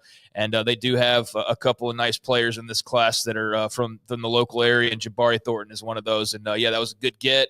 Excited to see what he does in orange and black. So, absolutely, they're no strangers here. Melvin Sanders, how about that? You get to work out.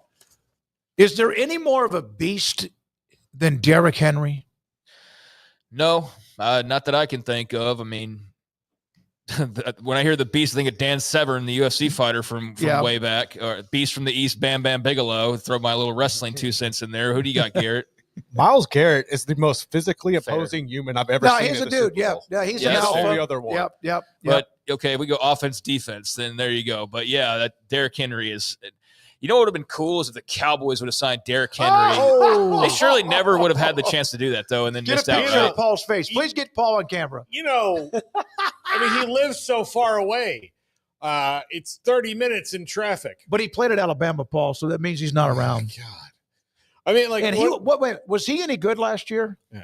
When he did that interview and was like, "That's where I want to go," he goes, "It's literally where I stay all year long," and I was like, "What?"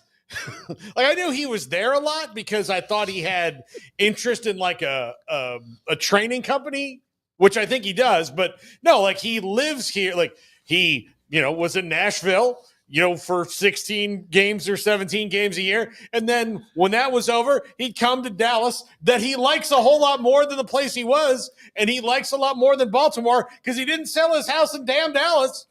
Well, but when you make that kind of money, you can have a house in Nashville and Baltimore. But no, they didn't even get involved in him. They didn't even get involved. Oh, yeah. By the way, so I saw a friend of mine send a video of Stephen Jones at a event talking about the night they drafted Zach Martin instead of Johnny Manziel.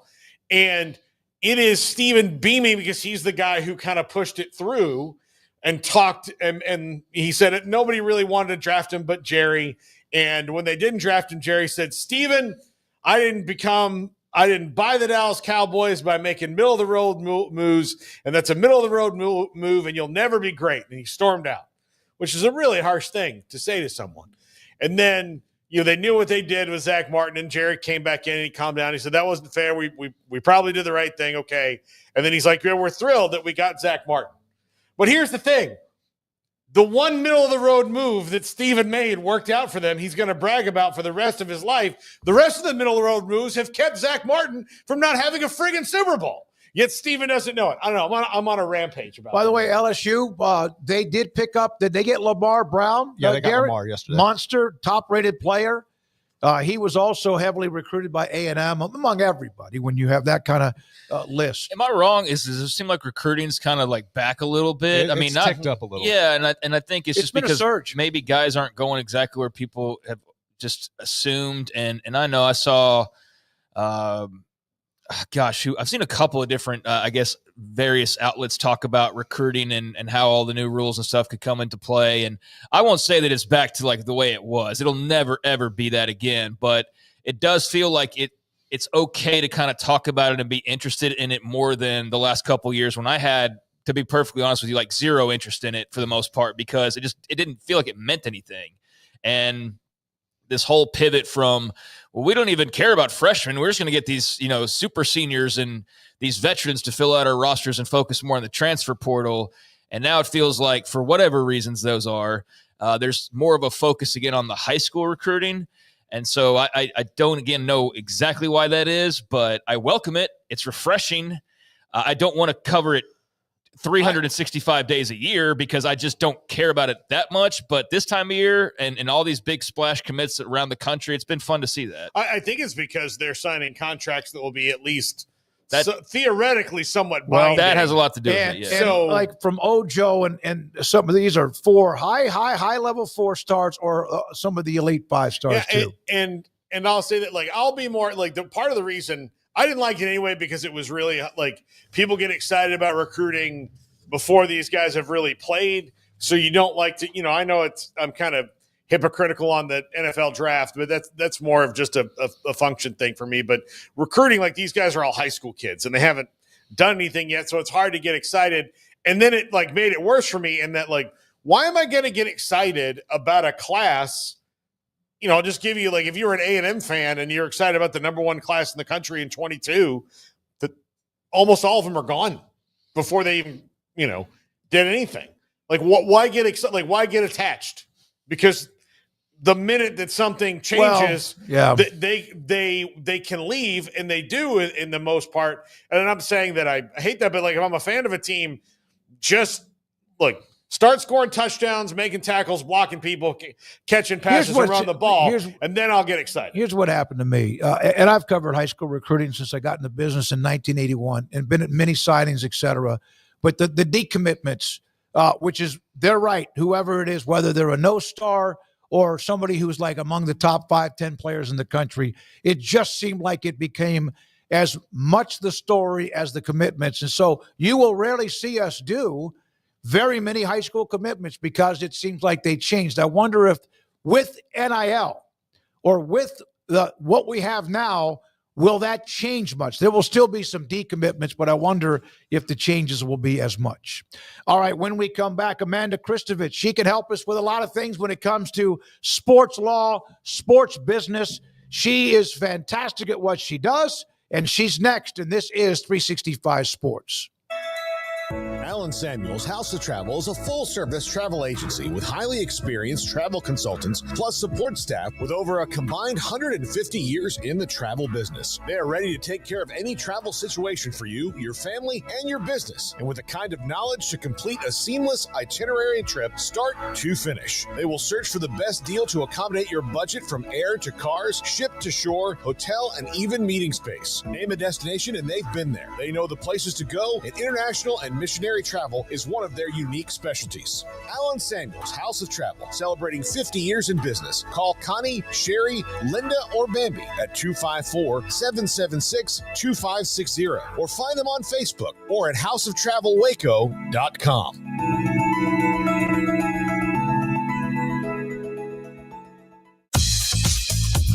Baylor Scott & White Southwest Sports Medicine and Orthopedics, the team physicians for Baylor Athletics, diagnosing and treating all sports-related injuries, including concussions. These specialists also provide orthopedic services for athletes and non-athletes alike, whether it's knee or shoulder pain, a wrist injury, orthopedic spine care, and even an arthritis and total joint clinic. Trust the doctors Baylor Athletics trust. Baylor Scott & White Southwest Sports Medicine and Orthopedics wants to get you back in the game. With so many companies and policies out there, it gets so confusing shopping for insurance, and I never know if I'm getting the policy that's right for me. Luckily, I met the team at the Niche Group Insurance Agency. With the Niche Group, you can go to one company and get access to coverage options from many insurance carriers, and you get to speak to a real person about your specific coverage needs. With the Niche Group, I know I'm getting the right coverage at the right price. If you need insurance, talk to the experts at the Niche Group at 1-800-258-8302. Established in 2007 and independently owned, Alliance Bank Central Texas is committed to helping families and businesses meet their financial goals. From their tellers to their board of directors, they know the importance of superior service and competitive products. Customers have confidence knowing that their financial needs are in good hands. It's your bank, Alliance Bank Central Texas, with 2 Waco locations, 4721 Bosque Boulevard and 191 Archway Drive on Highway 84, and at alliancebanktexas.com. Member FDIC. An equal housing lender. Want to send a message to the show? Jump in the Rudy's Country Store and Barbecue chat room. Amanda Christovich, Front Office Sports. Boy, there's so many great guests that we have on the show, and she is right at the very top. Try to help straighten things out, or also just admit like we do that there's just mass chaos in college athletics. Amanda, thank you so much for being a part of the show yet again with us. So yesterday was fun, huh? Well, thank you for having me. Yeah, it was quite a day. I woke up thinking I understood how the NIL clearinghouse process was going to work, and I went to sleep with a lot more questions than answers. Let's put it that way. What was the most surprising part? That everyone kind of thought there were some sort of guidelines, but that maybe those guidelines were different than what everyone thought? Kind of help us out here. Yeah, I mean, look, I think that my understanding of what was going to be allowed in the world of NIL, or NIL collectives specifically, was that as long as you had some sort of NIL activity attached to what you were going to pay a player, and that money was like relatively commensurate with the activity that you wanted the player to do, the deals were going to be approved through this new clearinghouse. So like, I'll give you an example, like an autograph signing that a collective signs an athlete up for, or a collective has created content that, you know, an athlete is promoting, or a collective has created merchandise for an athlete to sell, like all of those things, right? What we found out yesterday was apparently that's not allowed. Apparently you need a third party, a non-collective or non-booster company that has to be benefiting from the NIL activity. That is information that was frankly new to me. It was new to a lot of the collective operators that I spoke with and who, you know, spoke publicly yesterday, especially, you know, making statements on social media. Like, we were all under the impression that collectives were going to be able to operate relatively smoothly so long as they didn't just pay a player, you know, for no reason other than the fact that they were on the team, right? If you came up with enough business purposes, that would be okay.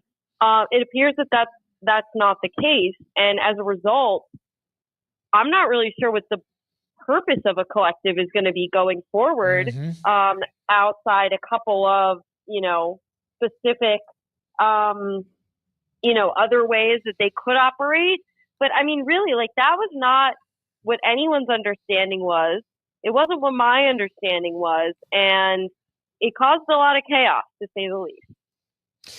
So, Amanda, it would seem to me that, I know this might be a more complex answer to a simple question, but if they would just define what fair market value is in the simplest of terms that they can for everybody, because that, I mean, we don't really know what is fair. Like, can they give us a price range, a cost sheet, something like that says this is what is fair and this is what this is reflective in the market based on pro athletes with endorsements or things like that?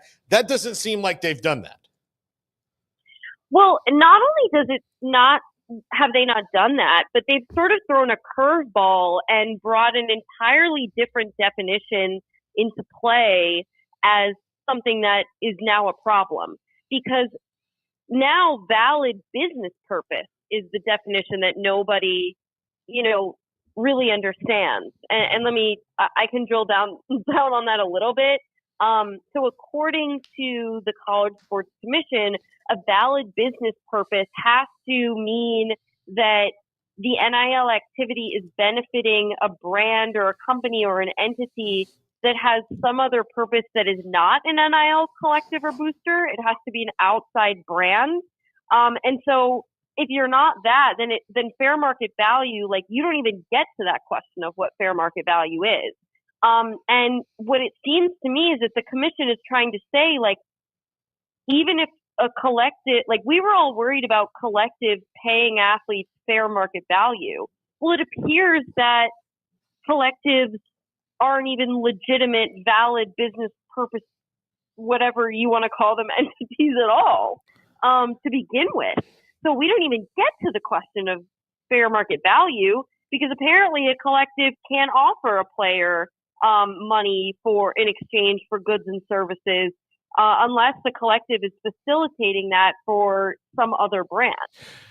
There's Dalton Forsythe. He's a former Utah State athlete, but he's also one that I think either runs or is a major part of Utah State and their collective. He says, from a legal perspective, collectives are valid businesses. formed under state law, registered with the IRS, compliant with nonprofit or profit regulations. And what he is saying is that when the whoever it is, the CSC never really said they would disqualify collectives. They look at it with maybe a closer eye or lens. But did they get fooled? Did the collectives all get fooled, or did they, or is this on the clearinghouse? NIL Go. I mean, it feels to me like we've all been bamboozled a little bit, and I will say, like, I'll acknowledge there are folks, other folks in the media who, I was kind of exchanging messages with, or I think I even saw a couple athletic directors literally yesterday saying, this was what it meant all along, that, if you're not, it's not a valid business purpose if you're trying to pay a player as a collective, like, this is what this meant all along. This wasn't a surprise. Well, the fact of the matter is that this was a surprise. I do think that in the last few weeks, this definition has come out. I believe, if I remember correctly, the first time I saw this definition was on June 13th. But think about the timeline there. The NIL Go, you had to start sending deals to NIL Go starting on June 7th, right? Mm-hmm. So if you've been putting deals together for the past several months that you are expecting to be accepted through NIL Go, you're trying to follow the rules, you're looking at this definition, this nebulous definition of fair market value, trying to make sure you hit it, trying to make sure you're compliant, and then all of a sudden, several days after the clearinghouse itself opens, you find out, and again, this is all theoretical because the actual examples of scenarios wasn't given to anybody until yesterday. Like, the definition of valid business purpose, I guess, has been around for a few weeks, but no one has put that into practice in an actual real life scenario until yesterday. So I just don't think it makes any sense. We didn't know what the rules were until yesterday, but the clearinghouse opened on June 7th. Yeah. Paul, you and Amanda will answer this because this is above my pay grade. Can you have antitrust issues if you don't have athletes as employees? Does that even make sense? What I'm asking? Yeah, 100%. And that's really what's been happening already. I think it's been proven that the answer to that question is yes. Because even if the athletes aren't employees, there's still a market. There's still a competition market. It might be recruiting. It might be these third-party endorsements. What I want to know from an antitrust perspective, which lawyers will be able to answer for us, I'm sure, when the first lawsuit comes out, is why isn't an NIL collective a valid business? And it's this. I have the same question as the Utah State Collective. Like, what makes a collective that files taxes, that is fulfilling a need in a marketplace? How is that not a valid business? What does that even mean? And is it legal to try to mark a collective as not a valid business, even in a market that's private, that is through a membership organization? That's what the courts are probably going to have to weigh in on if and when a lawsuit over this gets filed. Yeah, I think it's probably more when than if. 100%. Yeah, unless they change their guidance to avoid that, which they're so good at doing over the years, Amanda. So this kind of brings us into, and even though I don't want to get too deep in the weeds on any kind of bill, but the SCORE Act, which was introduced yesterday, has a lot of these things codified in it, including given the antitrust exemption that they want, but also has a lot of things that roll back some of the court victories that they have had. One, I wouldn't think that they'll get 7 Democrats from the Senate to vote for this like they would need to anyway. But is this just another attempt by the NCAA to roll back the clock? 100%. This is the SCORE Act is the product of let's see, 7 years, 7 years of the NCAA's lobbying efforts, lobbying efforts that the power conferences have joined in on, in the, in Congress, in the Senate, in the House, spending millions of dollars on the top lobbying firms in the entire country to try to convince lawmakers to give the NCAA protections so that its rules cannot be challenged in court. So basically what they're saying is we acknowledge that there's a potential that our business model is not legal. So we would like you to write us a new law. That's literally what they've been trying to do. And the SCORE Act is one of those laws. As you said, it codifies a lot of the terms of the settlement that are going to be challenged in court, most likely, right? And the reason they're trying to do that is to keep that from happening. The reason they want an antitrust exemption to keep that from happening. The reason they want a law stating that athletes can't be employees is because they're being attacked in court on that very question. This is exactly what they've been working towards. I do not think, as you said, I don't think they're going to get 7 Democrats in the Senate. I'm not even sure they're going to get all the Republicans because, there are some Republicans who are extremely anti-NCAA just on principle. So I'm not even sure they're going to get all the Republicans in the Senate. And sure, you could pass the House. And I saw folks saying, this bill is going to get further than any other bill. Well, that's because no other bill has gotten literally anywhere. Yeah, exactly. Yep. So you could pass the House, but that doesn't really mean anything because the House is Republican controlled. And so the issue is always the Senate for any legislation on any topic currently in the United States, right? So I don't really know what that means. I think to me that's just folks listening to the pro NCAA side and trying to give them good press. I just don't think that means anything, frankly. Is it true that there are some NIL, agreements that athletes either signed or however that is, that they were going to get paid for, but because of the backlog or how slow this is, that those events they were supposed to be a part of have come and gone, and now they may not get paid? 100%. 100%. What the hell? I mean, I heard, I talked about in the story I published yesterday, I heard about one athlete specifically who did a deal through a collective, and the athlete submitted the deal, they said 5 business days in advance at least, because the clearinghouse said, we'll get you an answer in 1 to 3 days. And the collective operator told the athlete, well, that could mean up to 5 business days, right? We're dealing with the business world here. So make sure you get it in several days in advance, which the athlete did. The days came and went. There was no response. This was not a huge deal. I was told it was like a 5-figure deal with several deliverables, like sort of normal requests for activities or content. I'm not exactly sure. I didn't get a specific, if it was social media or whatever. But yeah, this specific athlete ended up losing that opportunity because the deadline for when they had to do the deal passed, and they hadn't even heard from NIL Go, and I'm not sure they ever did.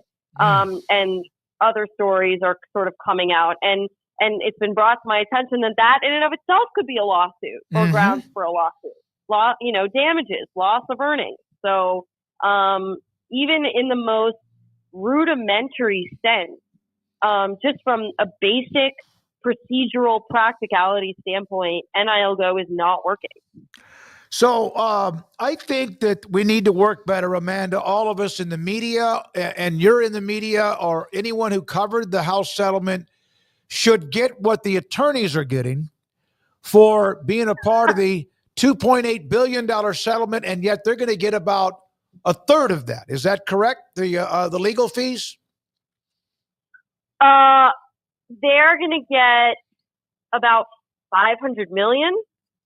So is that a third? I'm really not good at math. I saw a story. They're going to get $500 million. I thought it went up to like $750 million now. Is one of the stories that I read. And again, and give or take, my God, it's just give or take $250 million. But yeah, and when you're already getting 500, does another 250 really matter that much?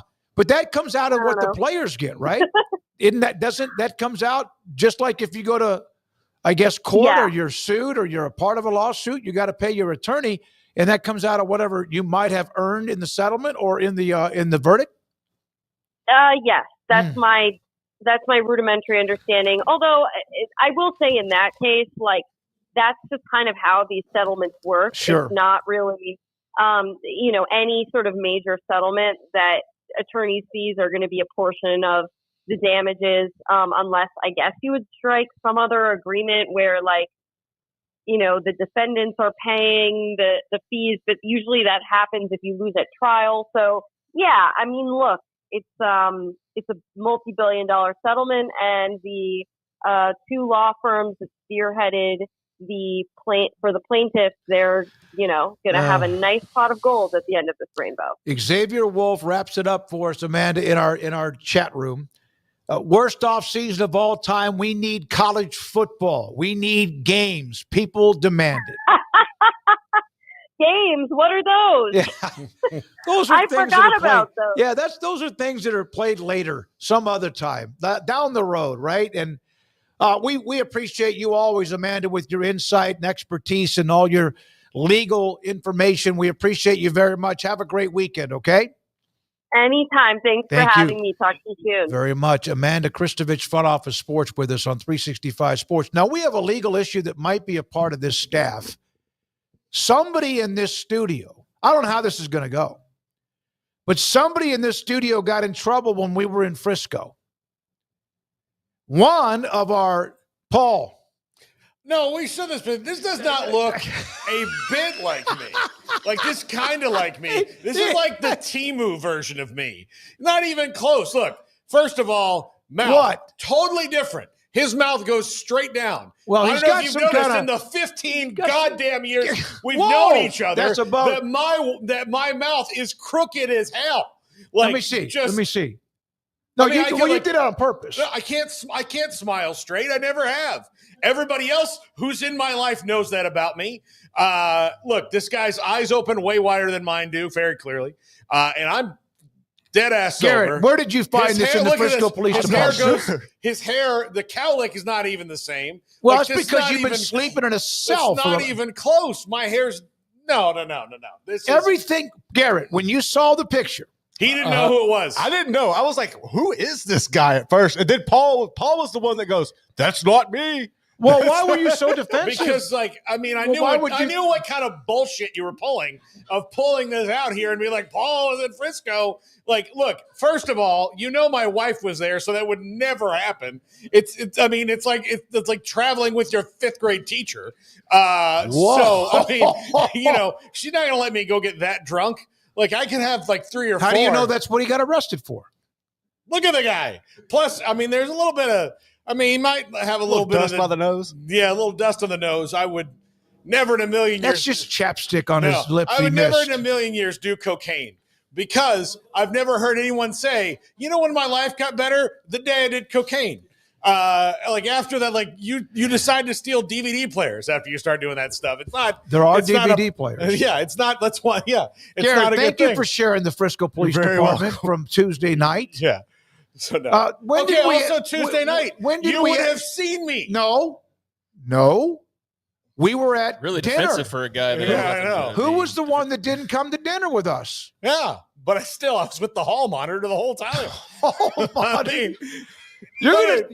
She knows. Being arrested like you were is nothing compared to what's going to happen when you get home. Send me that picture, Garrett. It looks nothing like. I swear to God, you know what I thought it was? I thought it was either you or the guy in. Is there someone like that in the movie when they go and destroy? Yeah, it looks more like Zach Galifianakis than me. Well, I'm telling you, why were you so defensive? Put it back up. Split Craig, screen. what did you ask him? No, I just said he's awfully defensive for a guy that says but it's not even close to me. Like, you reacted immediately. No, I just thought it was a dumb joke. It's turned into one hell of a joke. Yeah, it has. Actually, you're right. But no, this doesn't look anything like me at all. All right, we're on in the chat room. He's There's actually a poll. got like the Clark Kent glasses on, so I wonder if Paul took them off. If all of a sudden he appears more like even more. Wow, it is him! Holy crap! Yeah.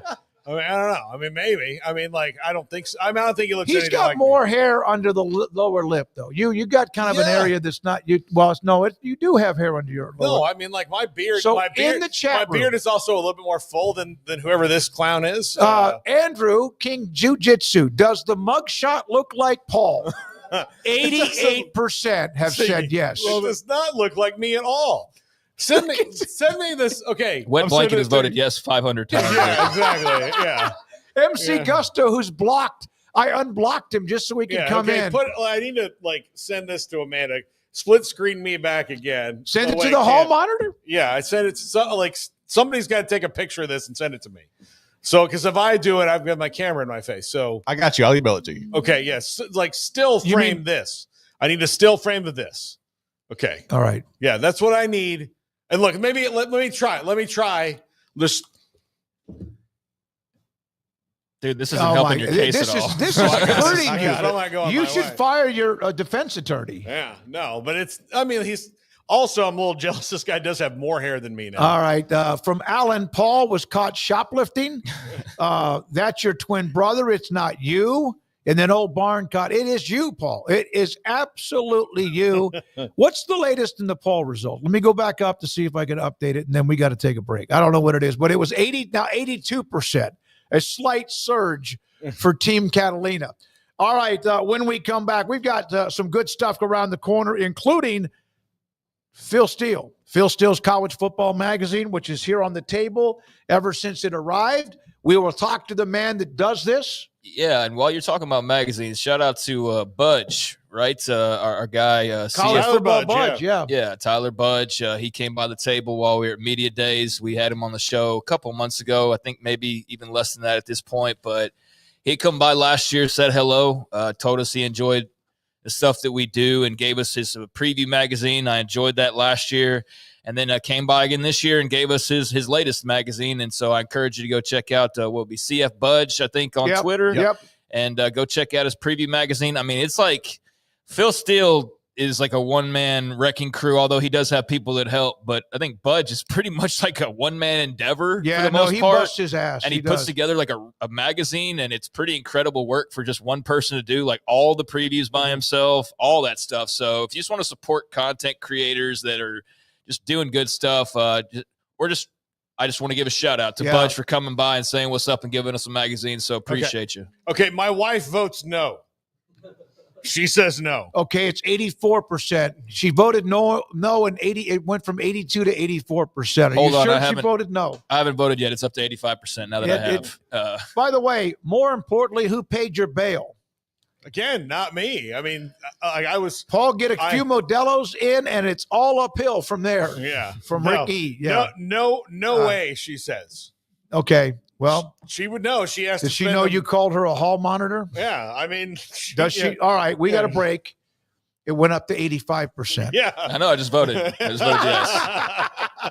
All right, got a couple of nuggets before our interview with Phil Steele, and then also we look at the University of Florida schedule for the upcoming season of 2025. At the bottom of the 5 o'clock hour, our top five with Paul his top five and Andrew Valade's poll results. This is 365 Sports. Ideal MRI.com in the Central Texas marketplace off I-35 in Waco. I had somebody in the media who was telling me about they've had a lot of back problems, and they have pretty good insurance, but they've had to get one MRI after another. He had been watching a podcast that we were doing and talking about Ideal MRI, and he was asking me, he goes, are you really sure it's that 497 number? I said, yes. I've had 3 MRIs on parts of my back, one on my cervical, and then also I've had an MRI on my shoulder, and then also on my abdomen. 497 or less. Now, again, I'm on Medicaid because of my Medicare, because of my age. So the last couple of times, nothing. It's been nothing. But if you need an MRI because of some sort of pain and whatever it might be in your shoulder, your legs, your knees, your back, Ideal MRI in the Central Texas Marketplace off I-35 in Waco, state-of-the-art imaging machine, and Dr. Rob Maxey and his partners, $497 or less every single time at idealmri.com. In our logo and advertising, we say we are people that you can count on. What does that mean? It starts with providing a quality vehicle and quality service at a fair price. But it also means we do what we say we will do, and we treat people fairly with respect. It starts by hiring great people, good local folks who work hard with a caring attitude. Our employees are the real reason we are people that you can count on. Put us to the test and see for yourself that at Richard Carr Motors, we are people you can count on. Parenting is full of surprises. You never know what to expect. So after our son was born, I called my Texas Farm Bureau insurance agent to set up a life insurance policy in case something happened to me. Sawyer is now 2. And we'll soon have a sister. There's no one else I would trust with protecting my family. Stop by and see our agents at one of our 3 McLennan County locations. Coverage and discounts are subject to qualifications and policy terms and may vary by situation. Developed by Startup Waco, a nonprofit organization, GXG is a program designed to support the entrepreneurial development of Baylor University student athletes through NIL activations. The program helps student athletes maximize their platforms and offers a comprehensive support system for them to create and grow new businesses that not only benefit themselves, but also uplift the local economy. Fans who wish to support student athletes can donate to GXG via the GXG NIL Fund, BaylorBears.com/GXG. Contributions to support NIL activations through GXG can be made at BaylorBears.com/GXG. For more information, follow at GXG_GreenXGold on social media and visit the official website www.gxg.startupwaco.com. GXG, empowering student athlete entrepreneurship and uplifting the local economy through NIL activations. Riverbend Liquor and Wine now has 2 locations to serve you. The original on Lakeshore Drive at North 19th Street and the brand new spot in downtown Waco at 600 Franklin Avenue. If you're looking for the best in craft beers or local Texas bourbons, then the original is the place to be. And for the latest trends and online phenomenons, head downtown to the Franklin location. Either way, you're going to get the same great variety, customer service, and speedy experience. Check out both locations on their Facebook and Instagram pages, Riverbend Liquor and Wine, Lakeshore Drive at North 19th Street, and now downtown on Franklin Avenue.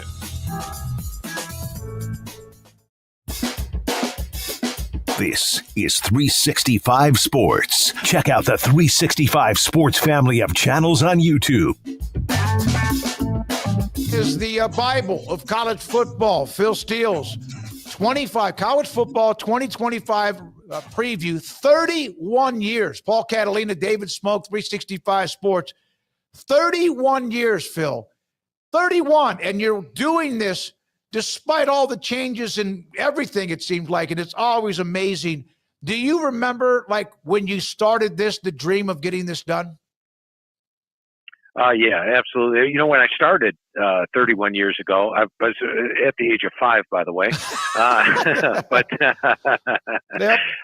But when I started it, I had no idea we'd get to where it is now. I was one of like 30 magazines on the market at the time, and just put it out because I was doing the work, and I figured, you know, let's go ahead and try it. To have it turn into be what everybody refers to as the Bible of college football is really an honor, and it sort of speaks of the perseverance. But I'll tell you, it is a lot tougher doing a magazine now than it was just 5 years ago with these doggone transfer portals, especially 2 of them nowadays. I was amazed at the amount of players that signed with teams in this winter and then left after the spring practice was over. So it's getting to the ridiculous situation, but we've been able to keep up with it. We've had to move the deadline back a little bit each and every year, but it has made it a lot more difficult. Well, when they finally figure out what the calendar should be for coaches in college football, you and the coaches can help them on the committee figure it out, because you have the same problem that they do. They don't know. They don't know what their roster is going to be, and that's their big complaint. I'm sure you heard that a lot from them, didn't you? Yeah, every time that either I complain to them or they complain to me, it was echoed the other way. I would say to the coach, they'd say, "How you doing, Phil?" I'd be like, "A lot better now that the transfer portal's closed." And they'd be like, "Oh, you're not kidding, Phil." And so, yes, we're in the same boat, and I feel for them, and they feel for me. Phil, let's discuss the Big 12 first, if that's okay. And it's a conference that obviously gets overshadowed because of how much tradition and what the Big Ten, with last 2 national titles and SEC for the last several years, in what they've done. But how impressed, and we just came off of Big 12 Media Days and spoke with 12 of the 16 head coaches, but the quarterback position inside the Big 12 is absolutely loaded with experience, talent, and may give them a chance to be special this year. Yeah, I agree with you 100%. You go take a look at the top teams in the country from last year. The majority of them don't have their quarterback, and the majority of them also a little young on the offensive line. And I think those are 2 areas that the Big 12 really excels in this year. You could just flip through each and every team, and they've almost all got veteran quarterbacks that have been there, done that. And I think it speaks volumes for the type of year the Big 12 could have this season. How many coaches did you miss this year? Because your batting average is usually nearly perfect, Phil. I think it was 8 or 9. And, it's tough. It got tough this year, really tough, because last year I did start my coaches' calls even before the portal closed. And then I'm like, I can't really do that in the future.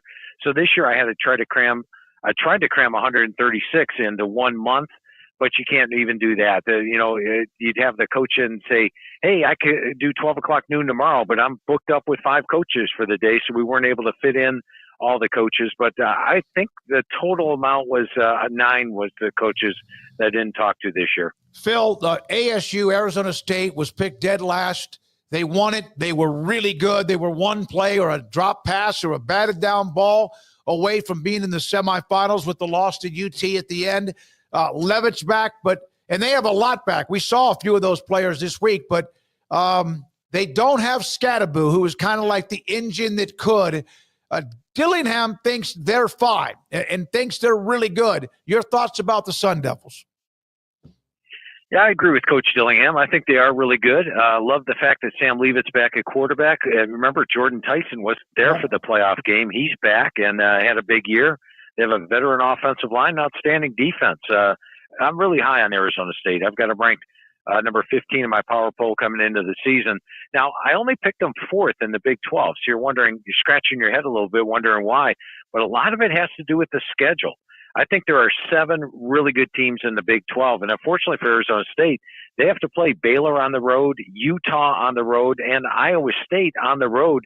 Those are 3 of the top teams in very tough venues, tough spots, and I think that's good. The schedule is what keeps me from picking them to win the Big 12 this year. Phil, who do you think will surprise the most in the Big 12?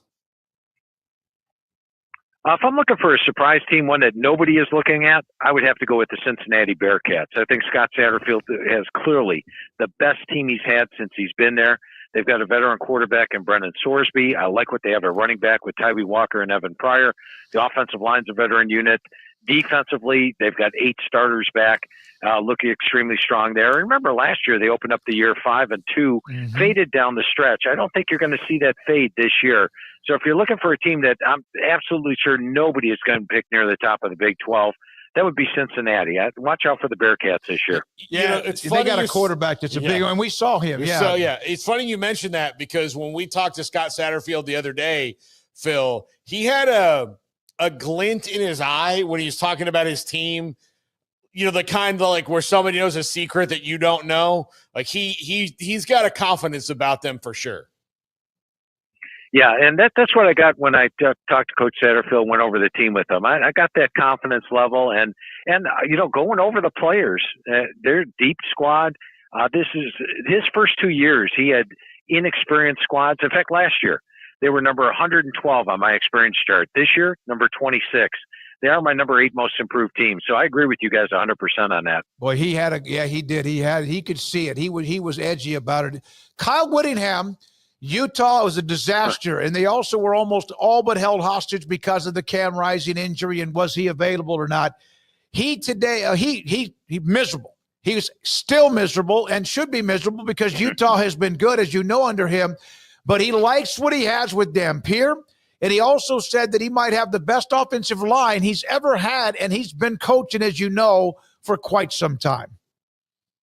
Yeah, and I enjoy my conversations with Coach Whittingham each and every year going over the squad with them. And, yeah, he was bitterly disappointed in last year. And I think you hit it right on the head. You go back to last year, at the start of the year, it's will Cam Rising play, will Cam Rising not play? And even the one game he returned to action, he was really poor in that game.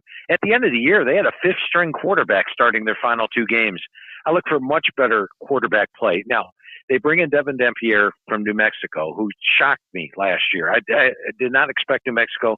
They have the type of production they had. He was outstanding. And also, if they go to Isaac Wilson, he was a true freshman last year, remember? Now he's an experienced guy as a sophomore. So they're much better in at the quarterback spot. The defense is outstanding as always. As you mentioned, Whittingham also told me felt it might be the best offensive line he's had, and they've had great ones. So I think this is a Utah team that's extremely tough at home. And last year they had 5 Big 12 road games. This year they get 5 Big 12 home games. You look at the road games this year, I think Kansas is winnable. West Virginia is winnable. They do have to play both Baylor and BYU on the road, but Utah was my pick. I'll come out and admit it. They were my pick to win the Big 12 last year, and they really disappointed. I think this year they live up to the billing I had for them last year. 17 returning starters, a much more experienced team, and better stability at the quarterback position. Can BYU navigate this late loss of Jake Retzloff? You know, I think they can in the fact that Retzloff had a couple of really good games last year, but he also had some games where not great. And I do think when you look at the quarterbacks with Bourget and Hillstead and Bachmeyer, you got 3 guys that can be productive. They've got L.J. Martin, they've got Chase Roberts.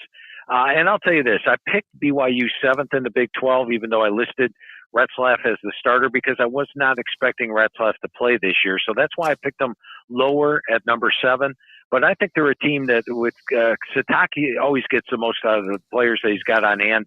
And I think they've got 3 quarterbacks that can come near Retzlaff's numbers from last year. So KU, Lance Leipold, last year, high expectations. Jalen Daniels, of course, had been injured. They weren't sure about how rusty he would be or sharp. They made a run after a tough start to the year, made a great run at the end of the year before becoming just short of getting into the bowl game with the loss to Baylor. We had a chance to visit with Jalen Daniels. We love Lance Leipold, too.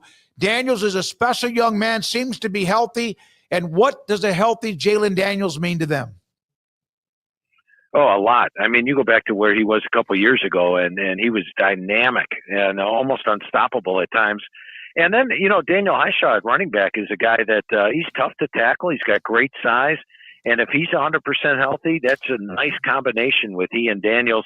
Now, I'm a little concerned that they lose so many seniors from last year's squad. They lose 38 seniors. They didn't lose many players to the portal, which is a sign of good coaching. But the Lance Leipold always gets the most. And you touched on it. Look what they did at the end of last year. They knocked off number 17 Iowa State, number 7 BYU, number 16 Colorado in back-to-back weeks. This is a very dangerous team with Kansas this year. Phil Steele's college football preview with us on 365 Sports. Phil, around the country, there's a lot of, quarterback shifting. The Big 12, we talked about being deep. There's a lot of new quarterbacks with the big time teams. Michigan, Ohio State, Georgia, Alabama will all have new quarterbacks. Which one do you think will live up to the hype the most? I'm going to go with one that lives up to more than the hype, and that would be Ty Simpson at Alabama. I don't think he's getting a lot of hype. In fact, he hasn't even been anointed the starting quarterback yet. They say it's still a quarterback battle. But I think Ty Simpson steps in, and when you look at his supporting cast, the receivers led by Ryan Williams, the offensive line, which I rate one of the best units in the country, and a dangerous set of running backs, I think Ty Simpson's going to have a lot more success than people are giving him credit for coming into the season. And that's really my only question mark with Alabama. All their units rank in my top 10. Quarterback's the only unit that doesn't. I think Ty Simpson has a better than expected year with Alabama. Yeah, and DeBoer, they're having a great run, it looks like, with the recruiting. That doesn't help this year, but they seem to be in year number 2. So Arch Manning, he is getting a tremendous amount of hype. We get why. We saw glimpses of him, but not enough. As Ewers continue to be the main guy, there are thoughts that maybe he shouldn't have been. that Arch should have been able to play more. Now he gets his chance. Your thoughts about, is it hype or is it real when it comes to Arch Manning? Well, down the stretch, yours struggled a little bit. He only had an 8-6 ratio over the last 5 games. I think Arch Manning tops what they were getting production-wise of those last 5 games. And I think he gives 2 things to the offense. He gives them a dangerous runner out of the quarterback position, something they lacked. And then they also get a better deep ball passer. He is one of the better deep ball passers out there. And I think that's going to open up the Texas offense. So can Arch Manning possibly match the hype he's getting? I don't think that's possible. He'd have to throw for like 6,000 yards with a 71-1 ratio. But I think he has a very good year and will be one of the top quarterbacks in the country. My beloved Florida State Seminoles were 2-10 last year, Phil. It was the most epic collapse from one year to another. Is it going to be at least better enough to where the sun will shine in Tallahassee a little bit? Yes. Yeah, this team is going to more resemble the 23 version. I'm not saying they're going to be the 23 version, undefeated regular season ACC champs, but Mike Norvell knows how to operate the transfer portal. And, probably a danger with the transfer portal is you have so many new players in, not bonded as a team. When things start to go bad, things could tank in the season. But I think he's going to get this thing turned around. I like Castellanos, a quarterback. I thought he was dangerous with Boston College 2 years ago. Didn't really fit the system they ran there. He does fit this system, which Gus Malzahn is running. I like that factor. And Norvell has proven in the past he's done well in the transfer portal. When I look at them this year, I've got him an underdog against Bama in the opener. Got him an underdog against Clemson on the road and Florida on the road. I think those are 3 real tough tests. Let's say they drop one more during the course of the season. I'm looking at about an 8-win year for Florida State this year, and that would put them over the Vegas total of 7.5. Phil, Ohio State will host Texas early on, and what a great showdown. UT has never been afraid of opening up. Last year at Michigan, of course, Michigan was flat with Harbaugh gone and a lot of that great team, but Texas, they will play great games early, plus they, of course, have the showdown with OU no matter now, of course, and still a part of the same conference, but with the SEC. That is like a collision course, and there are others, but your thoughts about Ohio State, Ryan Day, they lose a lot of people, but it's Ohio State. Texas loses a lot of people, and it's Texas. Great game. I'll tell you that much. You got 2 of the best teams in the country, 2 of the best rosters in the country. In fact, I think Texas has the best roster in the SEC. I didn't pick them to win the SEC this year because of the fact they have to play Georgia on the road, and Georgia hasn't lost a game between the hedges in the last 5 years. And unlike last year, Georgia had to play Texas, Mississippi, and Alabama all on the road. This year, they get them all at home. So watch out for Georgia. But Texas is a loaded team, maybe the most talented in the SEC. And, there's no doubt Ohio State has a talent throughout the lineup. Now, it's just less experience. Last year, they had a lot of players turn down the NFL after return. This year, they lose 14 NFL draft picks. They're young at quarterback, with Julian Sands stepping in, a first-time starter, really first-time action. He got very little action last year, unlike Arch Manning. So I think you're looking at Ohio State and Texas teams that are 2 of the most talented. That's going to be a great game in the opener. I can't wait to watch it. We have talked a little bit about the Big 12, and Phil Steele with us on 365 Sports with what Utah dealt with and the misery that they had to handle. Mike Gundy and Oklahoma State, another team that they didn't just blow tires, they lost their engine, and they did not win a conference game. I can't imagine Gundy having 2 years like that in a row, like we can't imagine Whittingham. But do you have faith in Gundy bouncing back with Oklahoma State? Yeah, and if you go through my write-up in the magazine, you'll see I'm like, well, I can't really pick out a great talent at this position, but I can't imagine Mike Gundy having a second straight bad year. That was pretty much a write-up on each. I have a lot of questions about their roster. I mean, they have 65 new players on the roster. 35 of them come in June before. So, these guys haven't even been in spring practice yet. Now they're all coming in June, and you wonder the effect they'll have. You look at the quarterback position, Zane Flores, Haas Hengy, Banks Bowen, any of those guys ring a bell to you? It's a question. There's a lot of question marks on this team, but you hit it on the head. How can Mike Gundy have a second straight losing season? I mean, it's a tough team for me to forecast. And, I wrapped up my Oklahoma State write-up saying this is one of the toughest teams in the country to forecast this year with so many new additions to the roster. It'll be interesting to watch. Phil, which team that's picked very high do you think might not be quite as good as they're projected? In the national polls or in the Big 12 In the polls? national polls. I haven't seen the AP version, which doesn't come out till August. So I'm not sure who's picked high right now. A lot of times teams that I've picked high end up high. So I'm not sure who's going to be picked high right now. All right, well, let me ask you about the coaches, new coaches in the Big 12, because you have, of course, Rich Rodriguez at West Virginia, Scott Frost at UCF. Both teams need some kind of a juice. I don't know if Frost can bring back the magic he had at UCF. Your thoughts about Rich Rod's, second tenure as head coach and fourth time he's been at West Virginia? Yeah, and I think when you look at both of these head coaches and both of the programs this year, one of the things I was doing when I was going through the teams with the coaches is I was honing in on the teams that have great continuity and cohesiveness, ones that have brought in a lot of freshmen and have been there for years and didn't lose a lot to the transfer portal. You can't say that about either UCF or West Virginia. They both lost a ton to the transfer portal and hit the transfer portal hard. And once again, with West Virginia, I have great faith that Rich Rod's going to get this thing turned around quickly. But my problem with West Virginia is the fact they have so many new players. They have, 35, 40 players that were not there in the spring that they signed, and they're going to be hitting the field for the first time in August.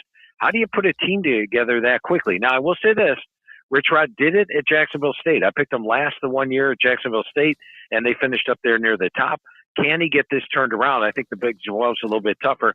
And the same thing with UCF, going over the roster with Coach Frost.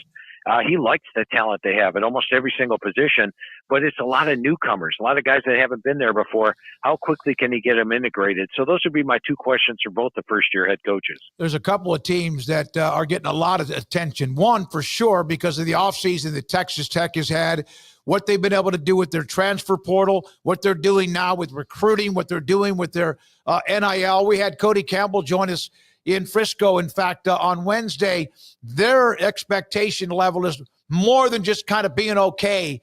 Your thoughts about Joey McGuire, the pressure on him to win, which he seems to embrace, and Dave Aranda and Baylor with Sawyer Robertson, one hell of a quarterback. Yeah, and let's start with Texas Tech. Talent-wise, there's no argument with this team whatsoever. They were an experienced team to begin with. And then to bring in all these transfers that they did, they are one of the most experienced teams in the country. Very dangerous, should get great quarterback play, and the defense looks much improved this year. Special teams are solid. My biggest question with Texas Tech is the schedule. Much like with Arizona State, they have to play Utah on the road, Arizona State on the road, Kansas State on the road. In fact, they've got 5 Big 12 road games. And if you follow Joey McGuire, he's in his fourth year here. This guy's almost unbeatable at home. He's 15-5 straight up at home. But on the road, they're just 6-10. So can they win in some very tough venues? Utah's extremely tough. Arizona State's going to have a better crowd than they even had last year. Kansas State is a tough place to win. So how they do in those road games is going to be the key to Texas Tech. But no discounting the talent they have. Now, Baylor is a team that I think has it all together. They've got 18 returning starters from last year. They've got the talent, and they've got the schedule to get there. I love Sawyer Robertson at quarterback. How about the Washington-Pendergrass combo at running back? One of the best offensive lines that Aranda's put on the field. Defensively, Aranda took over the D last year. They were much improved. They look even stronger this year. Love the way they finished last season, winning their final 6 games before the bowl loss to LSU. And then when you look at their schedule, Oklahoma State's a road game, winnable. Cincinnati's a road game. As much as high as I am on Cincinnati, it's winnable. Arizona's a winnable road game. Even TCU's a winnable road game. I think Baylor's got a chance with 5 home games of being favored in almost every single Big 12 game. I actually have them tied for first in the Big 12 this year, along with Utah and along with Iowa State. I think Baylor's going to have a big year, and Dave Aranda wouldn't surprise me if he does what he did in 2021. Phil Steele with us on 365 Sports. A couple more questions, Paul. Phil, UCF and Scott Frost is a very interesting reunion. He was he was not good at all at Nebraska. And when asked about it the last couple of days, he mentioned he didn't really want to get into it. And it got a little contentious between him and some of the people from Nebraska who remember that tenure. How do you think this will work out given what they have on their roster early on? I think it's going to be a struggle this year in the fact that he's got so many new players coming for him. He does have the advantage of being in Florida. You can always get athletes to play in Florida. He's got the past with UCF. I think that's a big plus for him. So I think in the future it could work out. But I think this year I wouldn't put him towards the top of the Big 12 in the fact that he's got too many new players coming in. All right, a couple more things, and then thank you very much. Two teams that are really solid, Matt Campbell, Iowa State. They just seem to do everything right, but sometimes they can't get to that. They can get in the game, but win the Big 12 title. K-State, they won the Big 12 title, and Chris Kleiman, that's what he does, and they are just fundamentally sound, it seems, from start to finish. Yeah, and Iowa State last year, watching them, they just suffered so many injuries on the defensive side of the ball. Normally a dominant defense, and they were good last year. They only allowed 22.9 points per game, but they could have been so much better. So I think those injuries actually help them this year. They get the injured players back. You know, a guy like Caleb Bacon, who was going to be one of their top linebackers, was out for a year at the start of the season. I think that they're going to have an even better defense go along with Rocco Beck at QB, one of the best offensive lines that Campbell's put on the field. Mm-hmm. And they're one of the teams that it doesn't have a lot of transfers. I mean, they've added some transfers. They didn't lose a lot. Their team has got great cohesiveness. I think they're one of the preseason favorites in the Big 12 for sure. Wouldn't surprise me at all if they win the Big 12 this year. Love the job Matt Campbell's doing. And Chris Kleiman doing a tremendous job at Kansas State. They've got Avery Johnson back at QB. I think he's going to have a dynamic year. Dylan Edwards at running back, veteran offensive line and defense. My biggest question with K-State is the same question I had with Arizona State and Texas Tech, and that is the schedule. They have to play Utah on the road. They have to play Baylor on the road.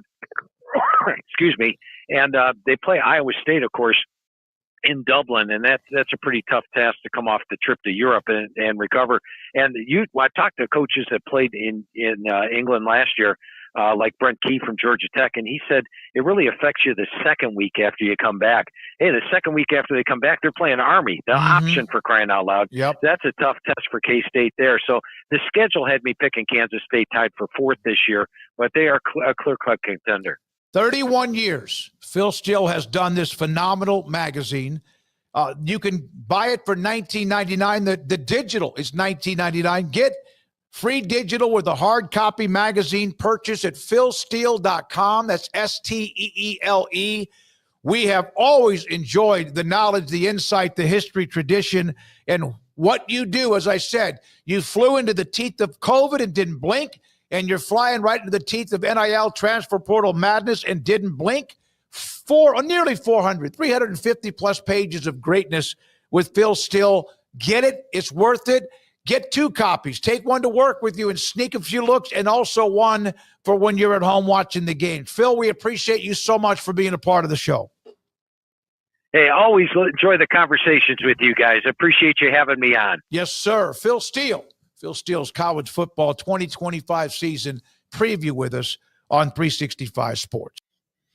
All right, more to come. Thanks to Phil Steele for joining us. But first, a quick break. I want to tell you about Richard Carr Motors, which is celebrating our great nation with red, white, and blue tax savings event going on now, which means every new or used car and truck is priced with special American size savings. And for example, that's nearly $9,000 off of the 2025 GMC Sierra 1500 SLE and SLT models that are in stock right now. Qualified buyers can save $8,750 on the 2025 GMC Sierra 1500 SLE or SLTs. That's just one of your options.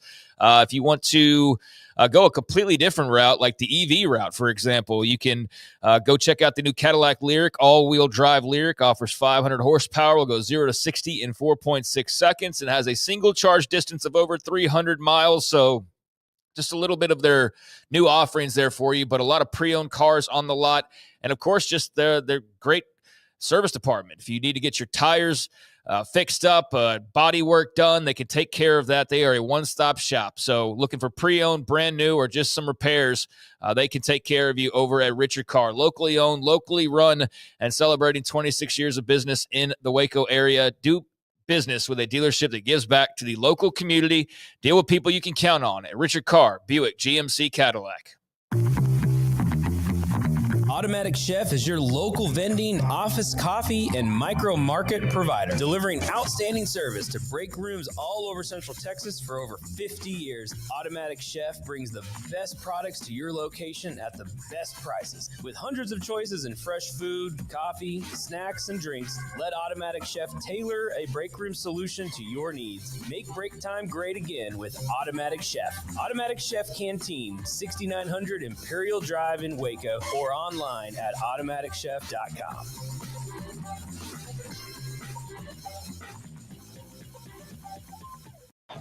Baylor alumni are more than 160,000 strong. When we all join hands to support our university, we don't just move the needle, we move mountains. Working together, we create life-changing opportunities for students on the field, in the classroom, in the laboratory, and in life for generations to come. So get connected, get involved. Learn how at baylor.edu/alumni. There are 26 letters in the alphabet, over 600,000 words in the dictionary, and just 3 of them said together can change everything. Let's order pizza. Those 3 words lead to dough made from scratch and 3 fresh signature cheeses that blanket golden crust in a heavenly melt on Marco's Pizza that'll blow your mind. So visit marcos.com to order and stop by Marco's Pizza in Belmead, China Spring, Woodway, and in Robinson. Marco's. Pizza lovers get it.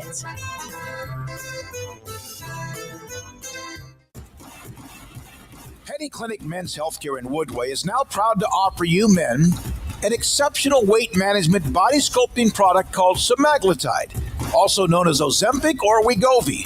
Semaglutide is an FDA-approved weight management medication. Once-a-week injections of this powerful medication offers an average body fat weight loss of 20% within the first year of treatment. In addition to body sculpting, semaglutide also normalizes blood sugars and has the clinical research proof of reducing blood pressure, cholesterol, stroke, and heart attack risk. If you're like most men and you have stubborn fat that will just not respond to typical diets and exercise, then help is finally here. Semaglutide, affordable, highly effective.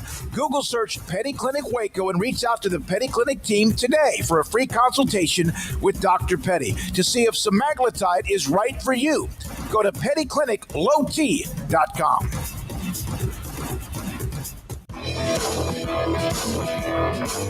This is 365 Sports. Enjoying the show? Hit the like button and subscribe. What's the latest on our Jailbird poll? Do we have it up anywhere? I haven't seen it of late. Still in the 80 percentile of dead guilty. We have one note. Then we're going to look at the 2025 Florida Gators schedule. Thank you to Phil Steele. Appreciate that. Chris Van Dyne that set that up for us and his talk about many, not all of the Big 12 teams, but a lot of them. And then a handful on national level, too. I can't believe you didn't cover all 16 teams in the league. I tried. Paul kept wanting to talk about A&M, and I kept trying to veer it back to Utah and Iowa State. Oh, yeah. No, I mean, it's funny, like just looking at media days of just how many teams there are. And so it feels impossible to like really be able to do something bite-sized and get everybody, no matter if you're talking the SEC or if you're doing the ACC or the Big Ten, nobody. They're all such huge leagues now. And it's just, you do have to kind of like take your pick and break it up here and there if you can, because unless you just got like an hour block set aside, you can't get to everybody. Yeah, I did want to get, at least a little bit of like other perspective, because he's talked to all these guys, and we were just in Big 12. Like, no offense to Phil Steele, nobody knows more than that guy, but we were just there for 2 days talking to all these guys too. So, well, and also it just gets repetitive to go like, all right, now it's Cincinnati's turn, and now it's UCF. We mixed it up. Now it's Colorado, and what I tried to do was like the 2 incoming coaches, Rich Rod and Frost, and kind of combine those two. Utah, Oklahoma State as the ones trying to recover from the wreckage of 2024. So, it was a big deal. The Big 12 decided no media poll because we're all idiots. None of us have ever really done very well. It was easy back when OU was on their run. to just say OU or 1-2 OU somewhere. And even back in that day, there was your teams you kind of knew were going to be in the top 15 or 20. So they canceled us. I thought all that was over these days. But the Sun Belt Conference, is that right? Conference USA has joined the trend, also moving away from preseason media poll. Instead of Conference USA will poll a bowl confidence index to rank teams based on preseason bowl projections. Yeah, I don't know how much the preseason polls affect conferences like Conference USA, but whatever you can do to, I think they do live. I mean, I do kind of agree that like every number you put out about a team, and when it comes to a postseason prediction or where the media thinks they're going to rank, it all kind of gets input into these big machines, right? Or it's just kind of in your head. So when you're talking about Arizona State at the end of last year and where you're going to seed them, everybody thought they were going to be 16th to start the year. Well, it didn't matter what we thought. Like, that's just a thing the Big 12 asked us to do, and we did. And then we got it wrong, but that doesn't mean that, like, they shouldn't be seated higher because a bunch of people thought one thing and it turned out to be wrong. Yeah. Yeah, I think there's been a bit too much put on that preseason poll. Like, it's like the crux of this whole, like, well, if it wasn't for the media preseason poll, BYU would have made the playoff. It's like, no, that's not. If they would have, not lost late in the year, they would have made the playoff. Or, if they wouldn't have, like, if we would have done better, Arizona State would have made the play. Oh, wait, they did make the playoff, regardless of the preseason media poll. So, yeah, I kind of get where they're coming from. I do think there's a bit too much weight being put on that specifically. But, Conference USA, not the Sun Belt. Those are two very different things. But Conference USA, the Bowl Conference Index. So instead of ranking 1 through 12, voters will now select teams they believe will qualify for a bowl game. So that's how they're going to do this. It avoids some of the challenges that came with the traditional media poll, such as roster turnover, new members adjusting to the league, also complements existing preseason individual. Okay, but whatever. The voting panel will remain the same, one SID, one media rep from each school for a total of 24 voters. Each voter can select as many teams as they believe will reach a bowl game during the upcoming season. The final results reflect the percentage of ballots each team appears on, and that will be released Friday before the CUSA football kickoff. It gets into all these details. Yeah, but you're losing me. Yeah, well, I mean, it's just I'm trying to get through the actual details of this to explain it to our audience who don't know about this. But Liberty, for example, has like 96%. Yeah. Because 23 of 24 voters believe they will make a bowl game. If we did that, I think we could hit that pretty easily. Like, if it's like, will Baylor make a bowl game? Will Texas Tech make a bowl game? Yes. I would have thought Utah and Oklahoma State. I would have missed on them twice. There will be some misses, but I don't think that's that tough of an exercise compared to sort these 1 through 16. So, it's a different approach and it's a little unique. I don't know how much play it'll get ultimately, but it's definitely a different look at doing things. So, props for trying to come up with something that works better if this does indeed work better. With this, you need to pick 8 of 16 rather than 1 through 16. With the bowl, you think about 8 of the teams, half the conference will become bowl eligible, and you would think that you're going to hit more, maybe 5 of 8 or something like that. Of course, last year, again, Utah and Oklahoma State would have been complete miss in the bowl projection. Yeah. I mean, those are clearly two misses on that. I'm trying to think if there's Baylor anybody in else. 23. No, 22. No, 23. Nah, not really, because they were 5. They had fallen on. They remember they failed down the stretch and went 6 and 7, lost to Air Force. So 23, I would not have thought of them as a bowl team. Okay. Yeah. No way. All right. Yeah. I mean, 6 wins, maybe. But I it's not like I would have failed. Okay, but with these, this is I keep on thinking Conference USA. Yeah, Liberty to me is a lock. I mean, I can't imagine them not. Well, I mean, considering that their athletic director has long at every stop scheduled that he will almost be guaranteed 6 wins if half the team got trapped in the locker room, they could still get to 6. That's the whole point of Liberty's schedule. I I don't know what their schedule. Let's see. Maine, Jackson State. Is that a home? Is that a conference game? No. No, I mean it's Bowling Green, Eddie George. Oh, guess what? Next Friday, chance to record an interview Friday morning with Eddie George. Oh, that's gonna be exciting. That'll be kind of fun to be able to be a but, part of that. You know, Now, yeah. I mean, look, James Madison, Old Dominion, like the schools in their conference. James Madison might whip their ass. Yeah, but they're not. But they also play Kennesaw State. Yeah, that's on their schedule. I mean, they've got a path to let's 6. Let's be fair, though. He took over as AD of a football program that had not been to a bowl game and eventually reached like 16 years. And so they were just trying to find a way to get 3 or 4 bowl wins. But then when they did that, and they kept doing that, then they didn't. He didn't raise the degree of difficulty. No, you're right. We're talking about Ian McCall at Baylor. Where are we? I mean, look, Smokey, to use the golf term, when you get really good from the Reds, you go try and go from the Blacks, right? No, you get the colors wrong. But it sounds almost like y'all are speaking Spanish to people who might not know about Ian McCall, because he's scheduled very easily at Baylor to basically get them bowl eligible, because they couldn't even make bowl games with regularity, to the point of they started winning so often that then people complained about how easy their schedule was. So then they started to schedule tougher, but he was out of here by that point because of the scandal, and now he's taken that and applied it to Liberty. And they play the weakest schedule possible to get bowl eligible, to build up the program. Why do you have to ruin it for us? To build up the program year by year, to then have momentum and look at what they're doing. It's a strategy that works. Mm-hmm. But after a while, when you never change that and you're still just playing donuts all the time, then you have cracks in your armor that people start to pick at.